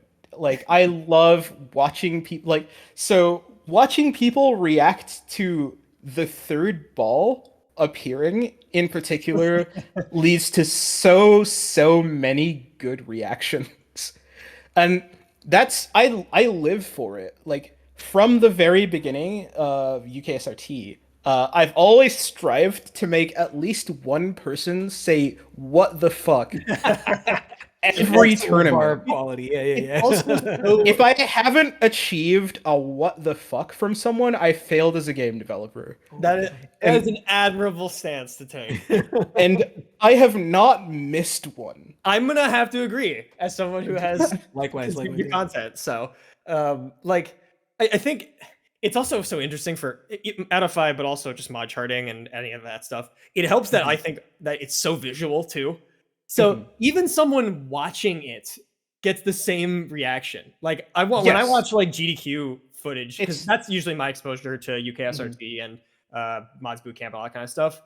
You know, the more high profile stuff. And even then, like I watch it and I'm like, what the fuck is going on? Like, how do you even come up with this?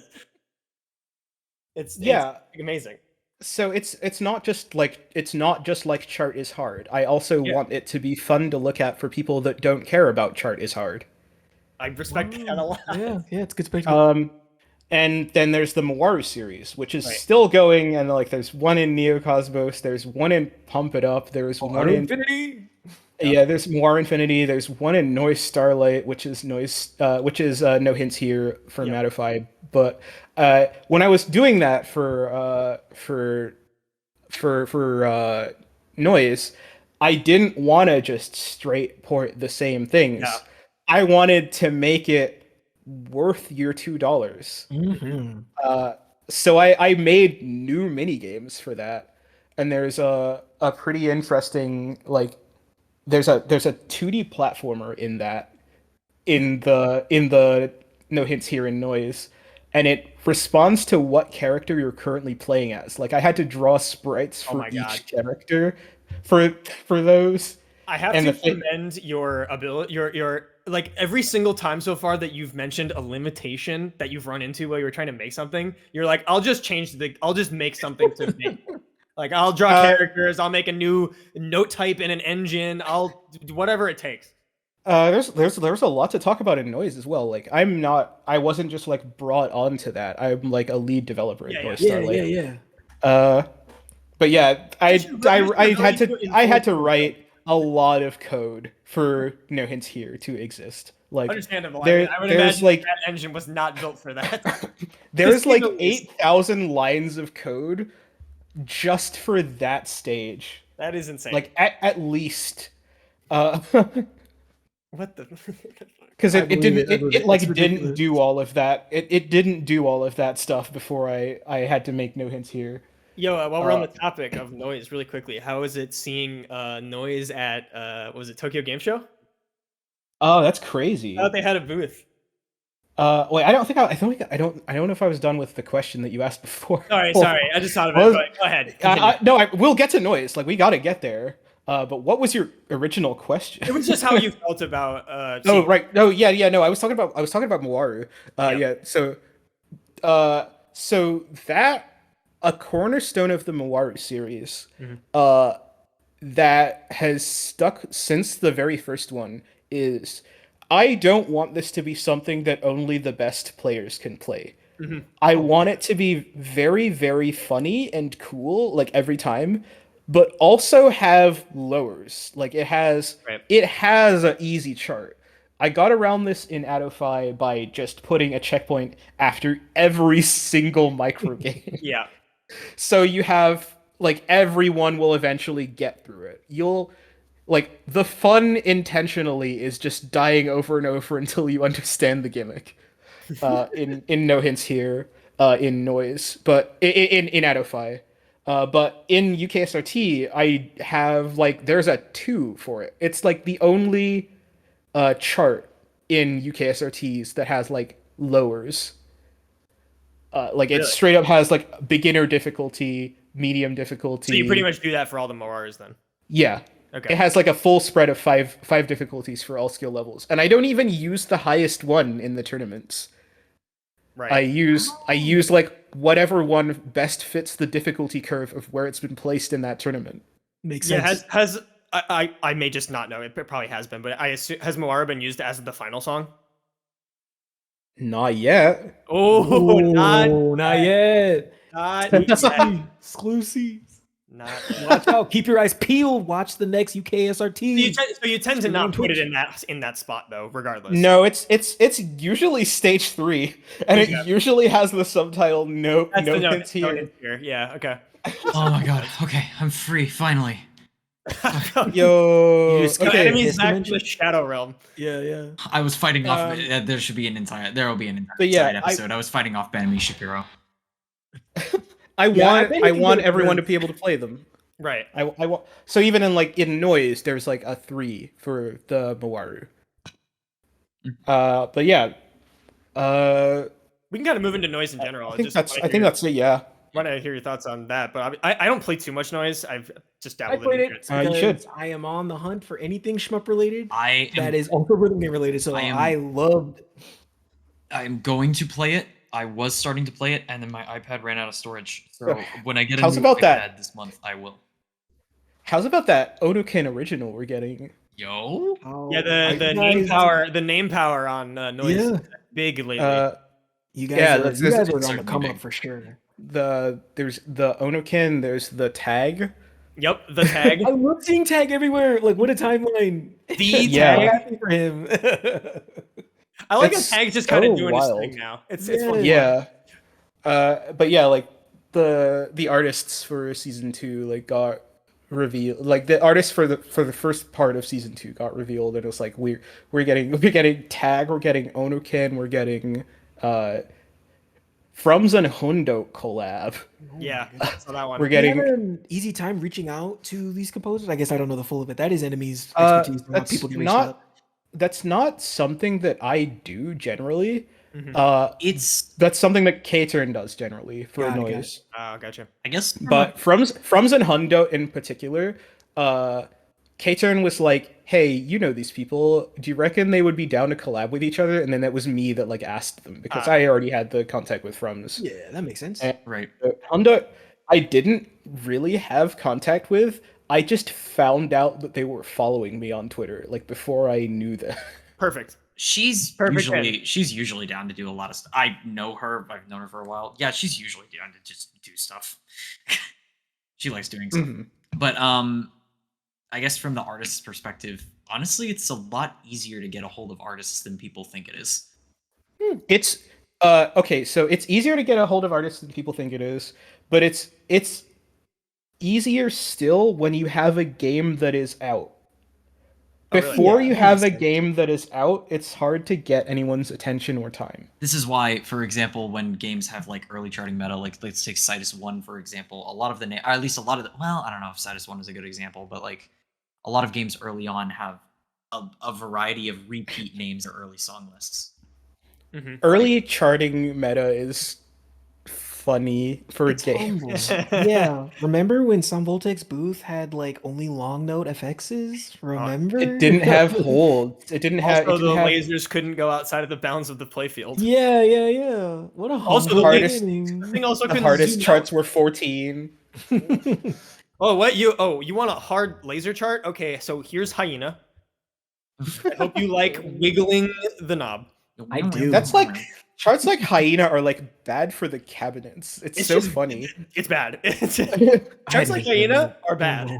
I like Oh, Hyena. no, I was about to say I hadn't I'm considered kind that, of a but Hyena I still- hater, personally. You're allowed to be. We can still be friends. But I mean, I yeah, agree to disagree. fair enough. Sometimes my friends can be wrong. It's all good. Look, it is funny. I can give it that. But yeah, that chart's bad for the machine, which is It is really bad. interesting. I will admit I did not even. No, that's think some of that game down. design. The guy that's playing doesn't know that you're not supposed to hand blade. Guess the knob is destroyed. Yeah, funny. Well, let's Was that, go. did that kind of thing happen in NOISZ when they were starting out? I mean, so NOISZ's early charts had a lot of revisions. I am personally super happy with the charting meta of NOISZ. Like, there are a couple charts that are like, that's funny, but but like overall, I think this game would be super dead on arrival if the charts weren't good. Like, it's already the most inaccessible game concept of all time. Unless you're a turbo weeb like me, and I And saw it and was immediately in love. So the charts have to hard carry that game concept. Yeah. That's Yeah, the well, best part. I If you have wonder- a hybrid genre, I think it's excellent that a lot of the charting, for anybody who doesn't play it, like, sure, it's 4K, but you have to move your character. Like, there's little areas that you might have to hit on purpose, and then there's shots you have to dodge. So it's like, yes, you're playing half of a rhythm game, but you're multitasking, you're juggling. It's a back and forth between the two halves of the genre hybrid, and I eat that shit up, bro. This is so nice. Like, Hello, Sounds I'm like a Becky, my great beloved. game. Sounds like a great game for the developer who wants to enforce their will upon the player. And it's and that's another thing about it, right?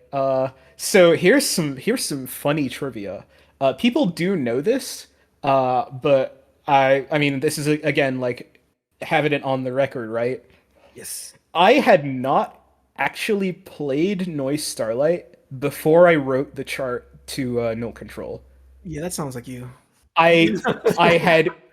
I made the engine and then did not play the game for like several months Let's after go. the game came Who out. would wanna- I've who would never wanna- played it before. I love how at this point I like how Eris is like, yeah, that sounds like you, and like now the corner cap team just knows TaroNuke way better. But like, well, so yeah. it's not like the game was untested, right? Because the rest of the team played it and like they had playtesters. But like the person that wrote the rhythm game engine does not know it's good. Is really that? Yeah, you're right. That's Taro. Yeah, That's it's all- not. also Yeah, shout this out to is PUA like for on doing their brand. job. This is But it on was brand with like- what else we've heard. But it was like, hey, do you want to make a chart? And I was like, okay. And then I had to like play the game a little. I had to about this. I had to play the game a little bit, but then like I decided that it would be funnier if I just wrote a chart. So it's like outsider music, if you've ever heard the term. There are people who are not part of a community of a genre, but then they just make music of that genre, and it's a phenomenon called outsider music. I feel like you're like yeah, an it's outsider developer, art. like an outsider. Outsider You're an art. outsider charter like- or something. And like it's the same as the story that I've told over and over again on this podcast. Like I don't know how to write bullet hell patterns that are good. I'm gonna just make you do mazes. Oh my god. You were talking about you love Danmaku. That lines up. If you're shmup like passion, Danmaku is bullet curtain. That's what Toho stuff is. If you ever talk to like shmup heads, don't call Toho a bullet hell. It's Danmaku. I will fight you in the street. Danmaku, yeah. Yeah. Either way, it's called Danmaku internally in NOISZ. Like, it's not. Yeah. That's I'm saying. It makes sense that you're like, oh, I'll just put you in a maze because that's what it is. It's a maze of bullets. So you do lots. So it's actually the same program that I used to draw trace art in Archaea. I think I remember you told me this one time. I don't like, I didn't, so obviously you don't handwrite that crap, that's insane. I wrote like a drawing tool to draw trace art in Archaea. And I used that, I like retrofitted it to output bullet shapes, like for NOISZ. So it's just like a program. Isn't that essentially the same thing that Zun does with Toho? Like, he doesn't place the bullets, he's using some sort of like equations, or I'm sure he's like maybe drawing them. Well, that's like an editor. That's not quite right. I think he codes them. Like, it's not a placing. The way he like puts the bullets down. No way. I mean, I wouldn't put it past him. It's been a while, yeah. Who knows what his current method is? I know he's done that or something. I gotta believe. That's pretty funny. But yeah, so, and people like say that that's their favorite chart in the game, and you made it before you played the game, which is just insane to me. I had no concept of the charting meta, and I just decided to do my own weird thing, which is the same thing I do for every project that I'm on. I was just saying, it sounds like you did the thing you can do well, which is, well, I guess they just let me cook, and then the inevitable TaroNuke rhythm game TM, that's gonna have so much cooking behind it. And then like I didn't start seriously playing the game before I got to having to make no hints here. And then so there's a character coming up. I believe this has been announced, but there's a character coming up. And yeah, it's been announced that there's another character. Cool. And I had to draw them. And I was like, because obviously the mini game in No Hints Here reacts to what character you've chosen. Yeah. And then I was like, can I get like a reference for that character? And then K-Turn was like, I'm not giving you a reference for this character until you understand the story context behind them. You have to play through the whole story. Wow. So I had to play through the entire story of NOISZ STARLIVHT. You got grounded. And then I got K-Turnal. I got like 2 chapters in, and I was like, wait, this game is good? He tricked you into liking the game you made. Yo. Well, again, it takes a village, right? You did your part, that's wonderful, but you hadn't snooped in on the other parts yet. Yeah, that game is so fun. There's like a secret sauce in it that I can't explain. You have to be there. Girls Living like girls? you had to be I'm there. gonna have to re-download NOISZ after this. God damn. Please do. I'm the foremost guy that plays every like, game. You gotta jump on with me. The game has like a secret sauce in it. There's something about those charts, and the game is like hard as hell. It's like not. That was my experience when I tried it. I think it's the hardest rhythm game, just in general, right now. Like we had our super boss, the 13.5 by Codley, that was not beaten for like 2 months after the game came out. What the heck? After the chart was released. I've seen some of the charts. That's so long for something to go unclear. Yeah, like normally that kind of thing is beaten on the first day in most games. The only we got the rhythm game super boss out here. Yeah, I love Forged in Darkest ago. Abyss so much. That chart is so funny. The only other song that I can think of that wasn't beaten like for probably a month or so was Sudden Death, right? It wasn't. I mean, it passed plenty of times. But if you're talking about when it got No, predicted, I'm not talking about PUC. I'm talking about getting through to the end. Trying to that's maybe that's a good comparison then. Actually, it's like and a lot of people that complain about stuff like that aren't taking into account the fact that this is not supposed to be treated like a rhythm game that you perfect. This is a bullet hell This is a danmaku that you have to survive by any means necessary. Just like that's also very reminiscent of real, or I don't say real bullet hell is the wrong word, but like regular bullet hell is like baked. Yeah, right. It's like if you play any regular bullet hell, the difference in skill between someone who can even 1 credit clear versus someone who can score is like a valley. It's so much harder to score. True. And it's baked into the very game design of NOISZ STARLIVHT itself. Right. You have tools that you're given. Like, you have the burst ability that clears bullets, which is essentially your bomb. Yeah. You have a character that has a second life bar. When you run out, you get your life bar back. You have a character that automatically bombs when they get hit. You have a character that has a shield that can last for up to 32 beats to protect you from all bullets. And the game does not punish you for using these. It doesn't even show up on the results screen. You need to use these. Don't feel like it's cheating. Don't feel like you're cheesing the game. Maybe I need to look at it from that respect. That's what I'm trying to say. The print, because like I'm very interested in rhythm game hybridization. For speaking of cooking, I've cooked up a rhythm typing hybrid before, so I spent a lot of time mulling over, what does it mean to hybridize a genre? So like that's the part that's really interesting. It very much relies on rhythm game fundamentals and shoot 'em up fundamentals. So you have to look at it as like, I am dodging to survive, and instead of thinking shoot back, you're doing the rhythm game half. But dolphin brain that shit, half and half. Like you gotta play both games at the same time. Taro, I have to ask if you've played sound shooting. I have not. It is also a shoot 'em up rhythm game hybrid, but it is older than NOISZ. It is. Okay. I don't want to say silly or like bad, but it's got Nanahira voices the main character. Oh, yeah. Great. It is a mobile game on. I think it's just on iOS. I bet you no, because I've played it and I don't have iOS. It might just be on Coup or something. I can't remember where I got it. It's more explicitly a rhythm game and a bullet hell. Like I think it has the aesthetics. Yeah. You'll play a bullet hell section and then you'll get to like a boss, and then it just like pops up like a Chunithm looking chart, and then you play the rhythm game, and then the boss explodes when you finish. When did this game come out? Shooting? Oh, it's pretty old. It's old. I think it's at least 5 years. I guess. The thing about sound shooting is you just play a touchscreen shmup and then you play Bandery. It's called it's not bad, but they're very much just 2 games instead of a hybrid. Yeah, it's 2 games. It's just 2 games. Yeah. 2019. 2019. Yep. That is not older than NOISZ. Oh, is it after? Yeah, the original NOISZ came out in 2017. Oh, I didn't know that. You're thinking of Starlight. Starlight is not the first one. What was it? What was the other one called? It's just called NOISZ. It's NOISZ. There's the middle one, or is there other ones on Steam? There's NOISZ. There's NOISZ Reverse, which is like an expansion to NOISZ. That must be what I was thinking. There's Episode G, which comes out very soon.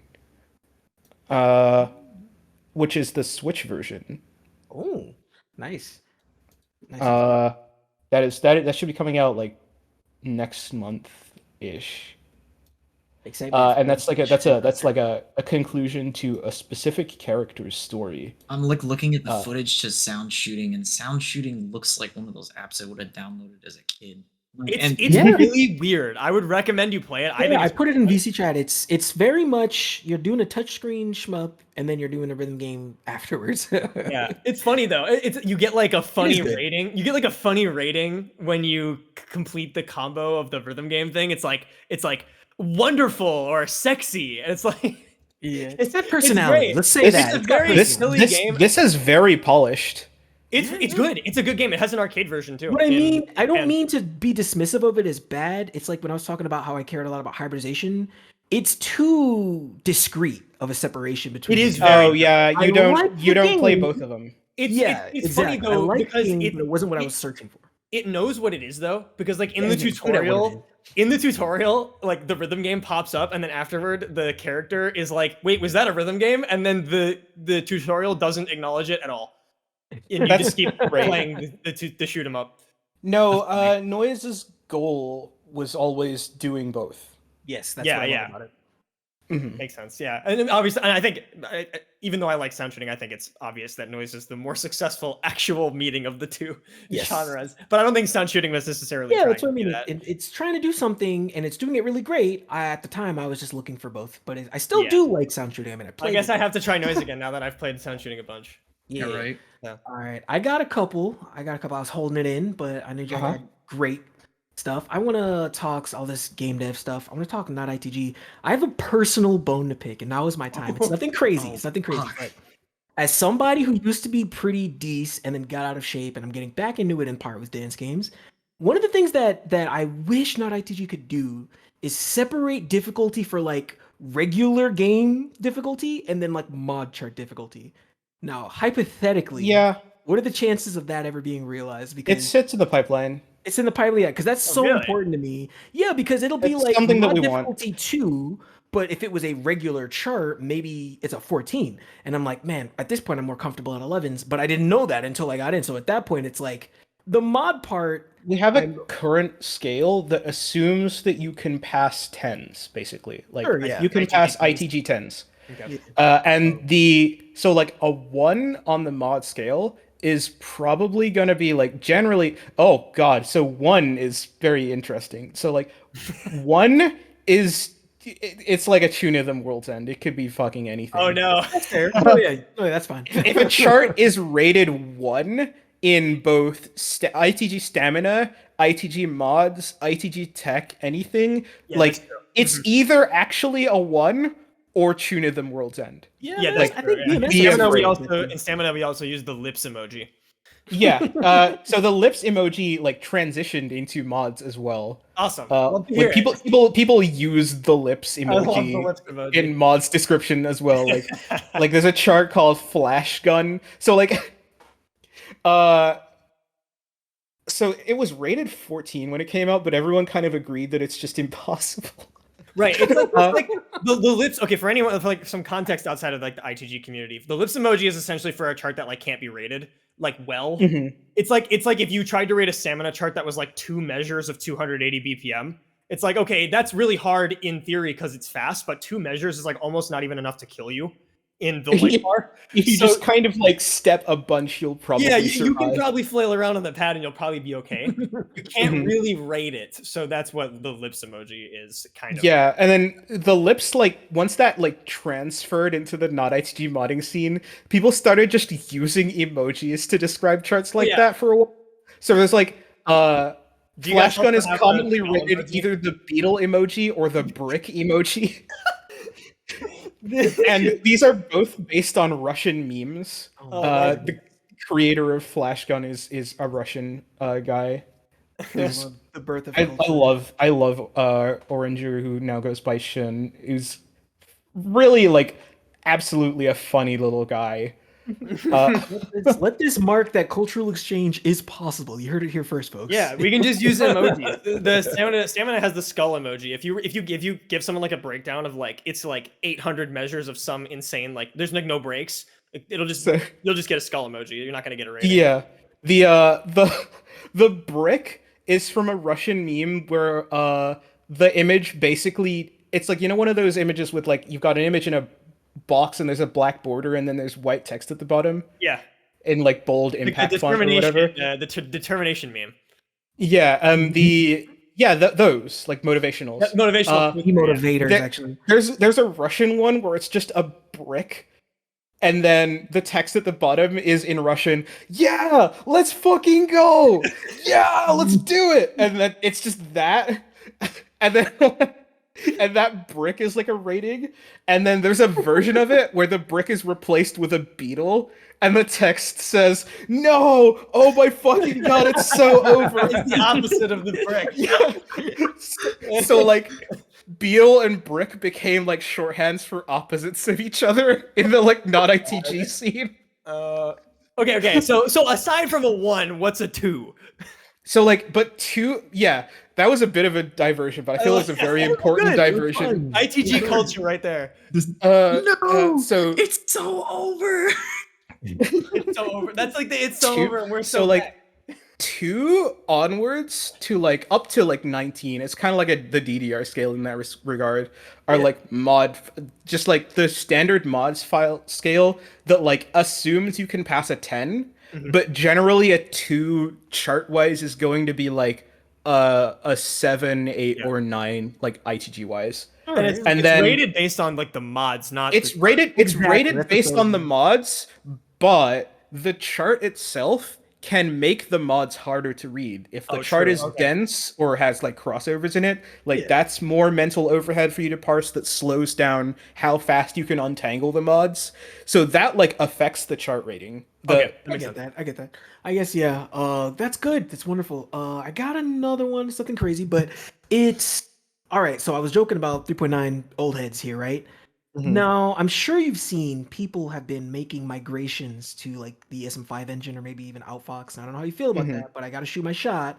Is there a future for NotITG that, involves the code base migrating itself to a newer version? Are we sticking on our older Stepmania engine? I don't know if I care enough. Oh, that's a fair answer.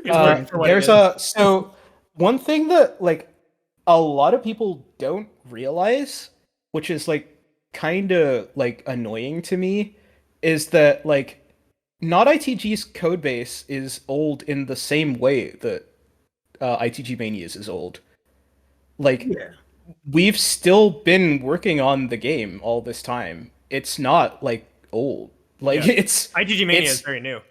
ITG Mania is very new, but it's based on 5.1, which is based on 5.0, which is based on SSC, which is based on SM4, which is based on 3.95, which is based on 3.9, which is based on 3.0, which is based on 1.64, etc. It's the same game. Like, NotITG isn't older than ITG Mania. It has a lot of stuff that is newer than ITG Mania. For sure. Like, the reflex driver that I wrote for NotITG, I backported to Outfox and ITG Mania. Homie doing the most. Yeah. Unsung hero. Jeez. It's just NotITG isn't. It's not like old. It just has a bunch of shiny features that make it look like a newer game. Okay. SM, I mean, that's just and how like SM and is. and NotITG had shaders before Outfox. They have shaders now, but it's like a lot of parity differences that are interesting, but I know what you mean. It's certainly not a cookie cutter air quotes. It's not like this one is just newer. It's not that simple. Right. I feel that. All right. I got some quickies that are non-rhythm game related. We talk about rhythm games forever and we obviously love them. I have one after though. Yeah, but that's the point of the podcast. That's all right. Who could say, hey, we all need a breather. Plus, I'm the guy that does the most research. Right. You hyped for Scott Pilgrim? I think it's going to be pretty good. I think it's going to be pretty good. So a take that I saw that was quite interesting is that, so like, they got the cast from the movie back. Yeah, to do voice acting. Yeah, to do voice acting. And it's so interesting that like Michael Cera like sounds like an anime boy in this, which is kind of wild. He didn't sound anything like that in the movie. I think he's far more talented than people give him credit for because he got casted into doing the same fucking character and nobody saw the rest of his skill. Exactly. But there's like the take that I saw on Twitter that was like there is totally just like a different universe where he's been voicing anime boys the entire time because he's just that fucking good at it. This is the gateway. We're gonna get him in some anime dub after this. I would love to see it. I would love it. That would be amazing. I got one more non-rhythm game one and then we'll jump back. I also from snooping at your Twitch, I've been obsessed with Bomber Cyberpunk. I'm so happy I saw you playing it. I want to know if little old me, because I might DM you later. I showed Jack that I was modding in DDR stuff. Like I've put in the old 3.9 characters. I put in Alice. I put in Emmy. I literally made the old TLH announcer their voices. So like when you speak to them, they're like, "This is a great song!" Like, it's so good. It's so fun. If you're enjoying Bomber Cyberpunk, I guess I want to poke and prod to see if you have any interest in modding it yourself. I do not. That's okay. But did you like it? Let's put it. Quick thoughts. Thoughts. That's a good ass game. Yeah, man. That's what I mean. How long was Future? Jet Set Radio Future? 2002.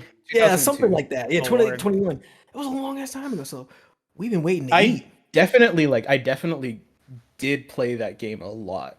Yes. yes. All right, bring it back to rhythm game. Probably my last one. I have a couple more. Yeah, I have a couple. I've sort of a lighter wrap up. I will, but I am saying it is getting pretty far in here. We're about 2.5 hours in, so let's wrap it up. I have a storied history. I have lots to talk about. All right. Lord. Speaking of the story history, I need to hit this for partially my own interest, but this is basically the last thing I want to talk about. Yes, sir. I gotta hit Pump It Up Infinity a little bit. So we don't need to get super far into it. I think I mainly just want to ask about two particular things in the game and your thoughts, or if you have anything to say about them. Can you tell us a little bit about the Pump It Up Infinity Derby Japan Cup? The fact that happened is so fucking cool. Can you explain what the Pump It Up Infinity Derby is? So Pump It Up Infinity Derby is a series of mini games by me, Kaze Hudson Felker, and Doom, D. Renzetti, who goes by D. Renzetti in the credits of the game. And we made this mini game together where you have to like step on roll, because the way rolls work in Pump It Up Infinity is that each time you step, it adds 1 to your combo. And the goal of the mission is to finish with X amount of combo. So you just have to like step as fast as you can, and the game like tracks your progress with a horse that moves along the bottom of the screen. Yes, it's beautiful. Look at the quality of those pictures of the horse. I love the visuals. In Japan, and when you beat the last one, you unlock a 2-player version of it, so you can play like against a friend in the arcade. Just as a separate chart for that song, like it's unlocked as a bonus chart, so you can like play it against someone, and then so they held a whole ass tournament on that one chart in Japan. Yeah. I saw you posted it, and I was just like, it seems like, well, maybe not lately. I don't know if that's the way to put it, but Infinity has generally had quite good legs in terms of being people loved in the as a side. People really like it. Yeah. It's the version that I want to play the most these days, other than like whatever is really the newest. It feels like it still stands up as a product that is worth existing even after all this time. I agree. I think it's because it's so different, right? That's gotta be why. Especially these days, as Pump starts to remove a lot of those older features. Why did they? I was about to say, they should have left them in as options. We don't have time for a whole Phoenix gripe. Like World Max let us do a cheat code to unlock that. Like, why would they remove it entirely? Because it costs money to make, and it clearly wasn't being played as much. Like you got to think about. I'm sure they have the metrics. I don't want them to make new stuff, but why remove data? What are we on? Groove Coaster hard drives? Do we not have the space for this? So the way Andamiro licenses songs is for 5 years. Of course it's more complex. If you make a new, it's always more complicated. Like, don't assume that developers are lazy or bad. That's I never went that far, but I certainly was thinking you guys could. They're not stupid. They're not stupid. It's 5 years, and if you make a new game after that 5-year period, you have to either relicense the song for more money, especially if the artist involved was not popular and now they are. That's a problem. Yeah, you got to renegotiate. It's going to cost way more. And if the song was not as popular as another old song, like the numbers really have to make it worth it. Like if it's driving players to the game. Yeah. Okay. Which I assume for Pump and then like pretty much only the K-pop stuff. Yeah, licenses are not cheap. I can imagine. I was surprised to see very recent licenses in Phoenix. That blew my mind to see. So there's even still some insane licenses in Phoenix despite the removals. Oh my god, the placeholder. Michi, make sure to put on the Troll Tunes test. I'm the person that's always pulling up references and stuff. I just love it. Troll Tune. Yeah. Infinity is just a really interesting game in Pump. Aside from being, I love that they let me make a Mawaru for it. Yeah. Yes. It's so I wasn't at this point at that time, but I certainly am now. Where if I'm working on a game And I love that I'm at this point in my career where I can just ask whoever's in charge of the project, like, hey, I want to make a MAWARU for this. And they're just like, all right, what do you need? Rather than rather than what the heck are you doing? They just let me cook. They just flawless like it's like, and here's full engine access. Have fun. Yeah, like here's the keys to the castle. So at the time, it was like I think it was K-Turn and Vincent Kim in particular that like advocated for that MAWARU to actually happen for Pump It Up. And I don't think it, and I had to follow. I followed like specific rules, like don't use K-pop, like use stuff that's easy to get a hold of. Yep. But yeah, but at this point, like with like ADOFAI, I was like, I want a MAWARU for this, and then Fizzed was just like, yes. There was no hesitation. We're all your fans. Same with K-Turn in NOISZ STARLIVHT. I was like, I don't want to just do like a rehash of No Hints Here. I want to put like effort into this and make it good. And then K-Turn was like, on one condition, you include a fishing minigame somewhere. Oh my and that's God. that's why there's a fishing minigame in the NOISZ STARLIVHT No Hints Here. Are the most nonsensical. Yeah, they're just infamous. Everyone knows those everyone knows those mod charts, and they want to see. I feel like if you go to them and they're like, I want to do that in your engine, I feel like if you came to me, I'd be like, yeah, I want to see what you can do. But also, a lot of the graphics in the MAWARU series are also drawn by me. Oh yes, fitting. It's got personality. It's got soul. Very nice. Soul with I wouldn't describe my art as good so much as I would describe it as you can clearly read what emotion the character is feeling. Yeah, and that's good enough for me. Yeah, that's an excellent consideration. It works for what it is, even if it's not maybe like high fidelity. Yeah, needs fidelity. Okay, last thing from me. I don't know if there's anything. I don't know if you worked on it. I have one more after, but I'll let you go too. Yeah. I have to ask about this while we're still on Infinity. Can you tell us anything about how Jonathan's nightmare came to be? Yes, I was involved with that. Like, how could you tell? How could you tell? It was actually Hudson's idea. But like Hudson was like, so we take Jonathan's dream, and what if we put seagulls just everywhere and used a seagull note skin? And I was like, all right, I know exactly what we're doing for this. And then it was actually Vincent Kim who made the background video edit that puts like a bunch of seagulls in the background. But some of the seagulls are in the foreground, which is on the same layer as the notes? some of them aren't part of the video. They're just in front of the notes. It's already a hard chart too. The playfield itself has a couple of light mods that you notice, and like I did those. Yeah. But the mods zones move up and down, and the mods in a lot of places are actually designed to make it a little bit easier. Oh, really?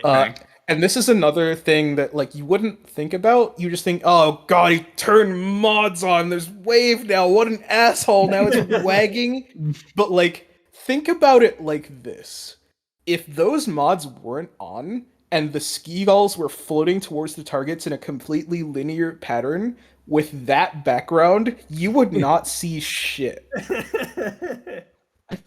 I just love. Yet again, it's for legibility. Yeah. It always crops up on Twitter every once in a while. I love watching it every single time. The mods make it so that you can read a difference in motion between different kinds of seagulls and use that to read the chart. Oh, I see. So you can differentiate between the background ones and the foreground ones. Yeah. Oh, interesting. Now it's like I just love that it exists. God, we continue going through all of these, and we were talking about the idea of like a 24-hour charity stream. We just have like a roulette of different people coming in as. That was in pre-roll, folks. In case you're like, what? That was in pre-roll. Yeah, that was sorry. in pre-roll. That's why we had that, but like now I'm thinking of, man, what if the person that manages the chaos of that whole entire charity stream is TaroNuke? I don't want to speak it. I'll do it. I was about to say I don't want to put it on you, but I also want to peer pressure you into accepting. Because like I love what you guys do, so like I'm down to do anything. Guys, he loves us back. It's real. 2023 isn't so bad after all, guys. Once again, Benjamin Shapiro says, "Imagine this for me." True. All right, I got my last one. It is very related to everything. We're talking about MAWARU. We're talking about all the wonderful times people ask you. If you could ask people, if you could get into a game, what would you be interested in breaking into? No pressure, actually, if you don't want to name drop anything. Let's go ahead and say like anything. I don't know. Anything you're Jones? I want to give a shout out. I want to give a shout out to Sparkline. That game is really neat. Yes, nice. Because we love Tone Sphere. Remember, so Sparkline is really carrying a lot of Tone Sphere energy. But then, do you know, Jack? Do you know Sparkline? I haven't played it, but I've seen it. Yeah, I mean, it's got mine. You know, we love mine. It's a fun game. That's what I hype up. It's like Tone Sphere. That's not okay. So that's not like the number one thing that I want to be in. I don't know. A thing that people like. I've noticed that people want me in is Figros. I was literally just about to I want to see you break. I'm not going to like go to them and ask to be in it. They have to ask me. Though. Oh, you're offer only. That would be big so Hollywood good. star over here. Offer only. It would be so fitting. It would be so fitting for the type of work you do. Yeah, there's definitely a lot. You could do hypothetically should they wisen up and come to you. I can't wait. There's a lot of games that like. And then when one thing that I wanted to say but I like forgot, or the opportunity like never really arose, is that like so after Neocosmos was successful and then No Hints Here and NOISZ got like a really positive reception, that like gave me the motivation that was like, wait, I actually can just make my own whole ass game. Hell yeah. And I think I'm going to do that. But like, there are a lot of games that I want to collab with when my game is a thing, and I think that would be fun too. Well, that would be fun because then you have a way to you know, like that you get pieces of their content, and then you can. The way I like do stuff, especially in like NotITG, is like really really fun references to those games. And I think the NotITG format would be so fun for something like that, but like officially. But like an actual game, rather than a derivative of like a Stepmania. All right, guys. So I get it. It wouldn't be based on Stepmania. It wouldn't be based on Stepmania, obviously. Everybody knows it's Guitar Man 2, all right? I'm sorry to throw it out there. I just ruined the plot. Guitar Man 2. Guitar Man mod charts coming soon. See that silence? That silence speaks volumes. He's like, damn it, only old head Eris would know. Only Pie in the Sky Dream, I think it would be really fucking fun to collab with them. I don't know how that could happen, or like even if, right? But like if you don't got a Pie in the Sky Dream for some shit like that, why are you even alive, right? Facts. True. That's facts. I think we all have that the pipe dream. We live for the pipe dream. You gotta shoot for the stars. You land close. That's what they always told us when we were young, stupid, gullible. And like, people want Guitar Man content. Like, you can search Guitar Man, and people are still tweeting about that shit every day. There's an audience for it. Yes. We're talking, my whole concept of, I complain about story in rhythm games. I put the Guitar Man as like peak, like all original, completely thing. That's why I loved Unbeatable too, because you've worked on Unbeatable. That's a similar thing where like, it's all original stuff, really reinforcing the plot, and it's a feedback in and of itself. It had so much potential for a sequel. I mean, look at the legs Osu gave Leaping Agents and Oendan, right? Like there's that same amount of energy exists in Guitar Man, and it was masterfully executed, and yet more exists. Well, so there's an obvious reason why it didn't. Like, there's an obvious reason why it didn't. People didn't care. It's so hard to get people to care about something like that. You need really, really good marketing. And it just didn't have that. But also, so do you know about Project Rap Rabbit? Like I'll never fucking forget Yeah, about no, I was Project there. Rap Rabbit. I was there. And it didn't work out.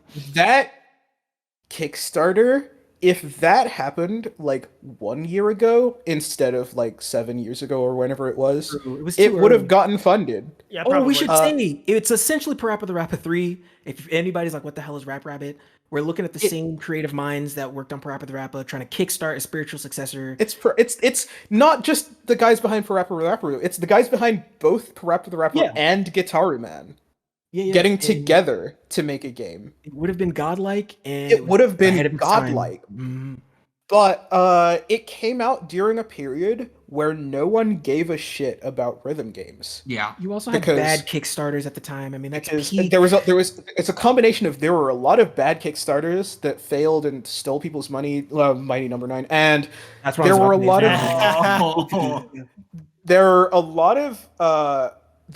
of. This is going back a little bit further. Guitar Hero completely destroyed the market for rhythm games. Yeah, people thought if you don't have a plastic guitar, you can't sell. That was the one thing from the people thought if you don't have a plastic guitar, you can't sell. And then they made so many fucking plastic guitars. They made so many of those games that people thought that was all rhythm games were, and burnt out of the genre, and it just drove the entire genre into the ground. Yeah, and it was saturated even to the point where good ideas like DJ Hero died for the saturation. Yeah, and like DJ Hero deserved better. Absolutely, it took games like Citus and Archaea to basically save rhythm games. Yeah, pretty much. Yeah, the mobile market took mobile market in general. Exactly. Because that was during a time when not only rhythm games were like literally not popular anywhere except for Japan. Yeah, here we go, but baby. Enemies back in this conversation. Let's go. But like now people care about rhythm games. Yeah, the landscape is better than it has been in the last like 10 years. The landscape is better than it has been in the last like 10 years. Like Sound Voltex is doing well. Taiko is doing insanely well in Japan. Shunithm, Ongeki, and Maimai are doing super well. Rest in peace, Waka. Rip in power. Rip in power. It's not less marvelous. Listen, Rest in violence. I'm huffing copium. They gotta see how many people love Waka. No shot, marvelous. I'm not even shitting you, you all. The U.S. audience for Waka is insane. Rest in violence. Rest in violence. If this COVID literally did not hit, I am convinced this game would have lived. It probably would be. Probably right now. Who do I have to cup in order to get Marvelous executives to just try again? Because it's going to land. Guys, just turn the server back on. I promise. I'm just saying. Red Alice. Anyways, gotta do another. But yeah, they had to just wait, man. And I think another reason why Rap Rabbit failed is they didn't have a solid gameplay demo at the time of the Kickstarter. True. In fact, if they'd waited, Mischief, if you put this on, it's a concept art thing, which it wasn't very tangible. They didn't even have that at the time they launched the Kickstarter, though. They didn't have the concept gameplay trailer at the time they launched the Kickstarter. And that kind of word about it. They described it. I remember what you're saying. They made this trailer like a little bit into the Kickstarter. Wait, big mistake. Which game was this? This is still the Project Rap Rabbit. No, for some reason I thought you were talking about Waka, and I was like, what? We love Waka. We started Waka. People will donate to it. This is how we started up again. The Waka servers back on. Do it. Sign my black ass up. Let's do it. We need to sign up. I'm putting $200 in. We need to make a change.org petition. Endless stretch goal is just getting a cab. Literally, I used to laugh at change.orgs because they're like, let's face it, like 90% of them are bullshit. They are bad. But like 99 even. Yeah. But the one to bring back season 2 of Pantheon, like that shit worked. that was telling me there's a chance. Right? We're gonna get 100,000 signatures from all the Waka players. Because there's that many for sure. I don't think anyone in like Japan gives a shit about change.org. I'm gonna be real. Yeah, I think you're right. How with attitude, we will change that. We've changed. I'm gonna be honest. I don't think anyone cares about change.org. It's just like, yeah, change.org petition. Have the Japanese government recognize change.org as valid. Legally binding? Yeah. It's legally you guys binding. Are required by law to turn the Waka servers back on. Sponsored by Benami Shapiro. Think for the sake of argument. I'm not even you, but still, yeah. I went to the beach that makes you old. Think for the sake of argument. That let's say you gotta voice act in something. You're pretty good at that. I need to get some sort of AI. I need to get an AI voice of like Ben Shapiro and actually have him talk about rhythm games. It's the thing. Benami Shapiro could definitely live. I am sure you could get that. Let's workshop that shit, but another time. I think we are winding down. Yeah, probably just wrap it up here. Yeah. We're like past the witching hour in London. Is this the bitching hour? It is. What are you? It is 5:54 a.m. Is the sun visible? No. Not yet. In about half an hour, it'll be visible. Well, before the sun is visible, you want to tell us anything you're working on? Anything coming up? Besides Guitar Man 2. Besides Guitar Man 2 and the I mean, like, stay tuned, right? I'm gonna be cooking. I'm gonna be reaching out to artists. Oh yes. So stay easy to reach, artists. But y'all already knew that. Someone at Michi or Mako designed techie like sitting and reclining, like kind of like the Titanic like rose pose on the couch in front of Taro, going, "Hey." Don't but yeah, I mean, like, obviously don't hold your breath for anything, because like everything can just disappear overnight. This isn't that true. That's how video games is. There's so much cool shit that you never even knew was coming that just quietly died. Sad but true. I've been holding. But you got an escape hatch now. No pressure. We're all. I've been holding this in like waiting for maybe. I've been holding this in all. I'm working on the 7th beat collab with Vivid Stasis. Like, I ended up being the guy working on one of the charts for that, and I think I'm doing a pretty good job. And then there's a whole bunch of stuff that I can't talk about. Haha. The best part about being a game developer. And there's like NDA, right? Like, so like NOISZ STARLIVHT is getting stuff that, like, we're not done with cool stuff that game is getting. I got like headhunted for a project that is like the most insane thing that I will ever have been a part of in my life. That I will hopefully know more about in mid-October. Yeah, like I can't talk about it, but they're gonna let me cook. All I've heard from when I've talked to developers and artists and everyone involved in the rhythm game scene is that you all fucking have to hold so much shit in, and I respect it, because that sounds awful. Currently, right now, we're topping for something that I have worked on. We are topping at 3 years at this point.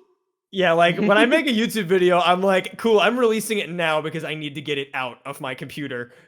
I mean, it's the same with like UKSRT, right? I work on it for so long. Like the Golden Rule and Doppelganger final stage of SRTX, like the combo of those two took like 18 months to make. God. Well, and like I had to hold in that. I had to not tell people about the fact, because like that was the first time. So like that was the first time we had a stage 5A and 5B. Because like it's still stage 5, right? But it's SRTX had a 4A, 4B, 5A, and 5B. Are the UKSRT still happening? Yeah, they just haven't for a while, because there was a thing that happened. I don't know if you know about it, in like the beginning of 2020. You want to fill me in? And that kind of put a stop to in-person events like UK. Yeah. There was a Planorama, I believe. Yeah. Yeah, I think ECS had the same problems. They went remote for all their events. So like there hasn't even really been development progress on UKSRT. because I got super busy with both NOISZ and ADOFAI at the Right. same time. Right. Just curious. So tentatively, that's in the kitchen too. You know, But pressure, like, yeah, no, Yeah. SRT, like SRT, so there was supposed to be another SRT before SRT 11, UKSRT 2020, which has now been renamed to UKSRT 2020X. Oh, okay. Wise. Gotta get that Mega Man connects. But it will still happen before 11, so expect that before 11. Okay, cool. Yay. Sweet. All right. You have any socials you want to plug? My name is very obvious. It is the same on x.com, formerly Twitter, as it is on Blue Sky. The way you say it. It's definitely Twitter, and I will never respect Elon Musk. I mean, I've been calling it Twitter the entire video, so but yeah, yeah, all right. Well, I've been holding this in all stream, but I think it's great to say that we're ending this stream not with no hints here, but no bitches here. All right, let's go. Signing off. Signing off. Stay after for just a little bit, but for everybody that's been tuning in, thank you. This episode is gonna be Michi's gonna fucking hate us.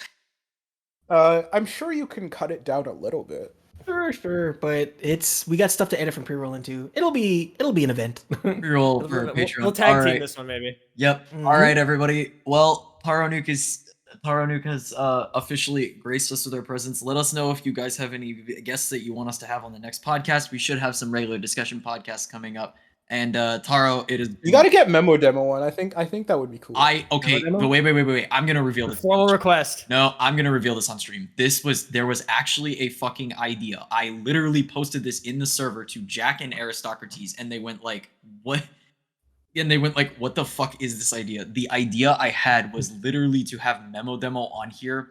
We listen to different artists from rhythm games. We listen to artists from different rhythm games, and we evaluate them based on how their sounds would taste.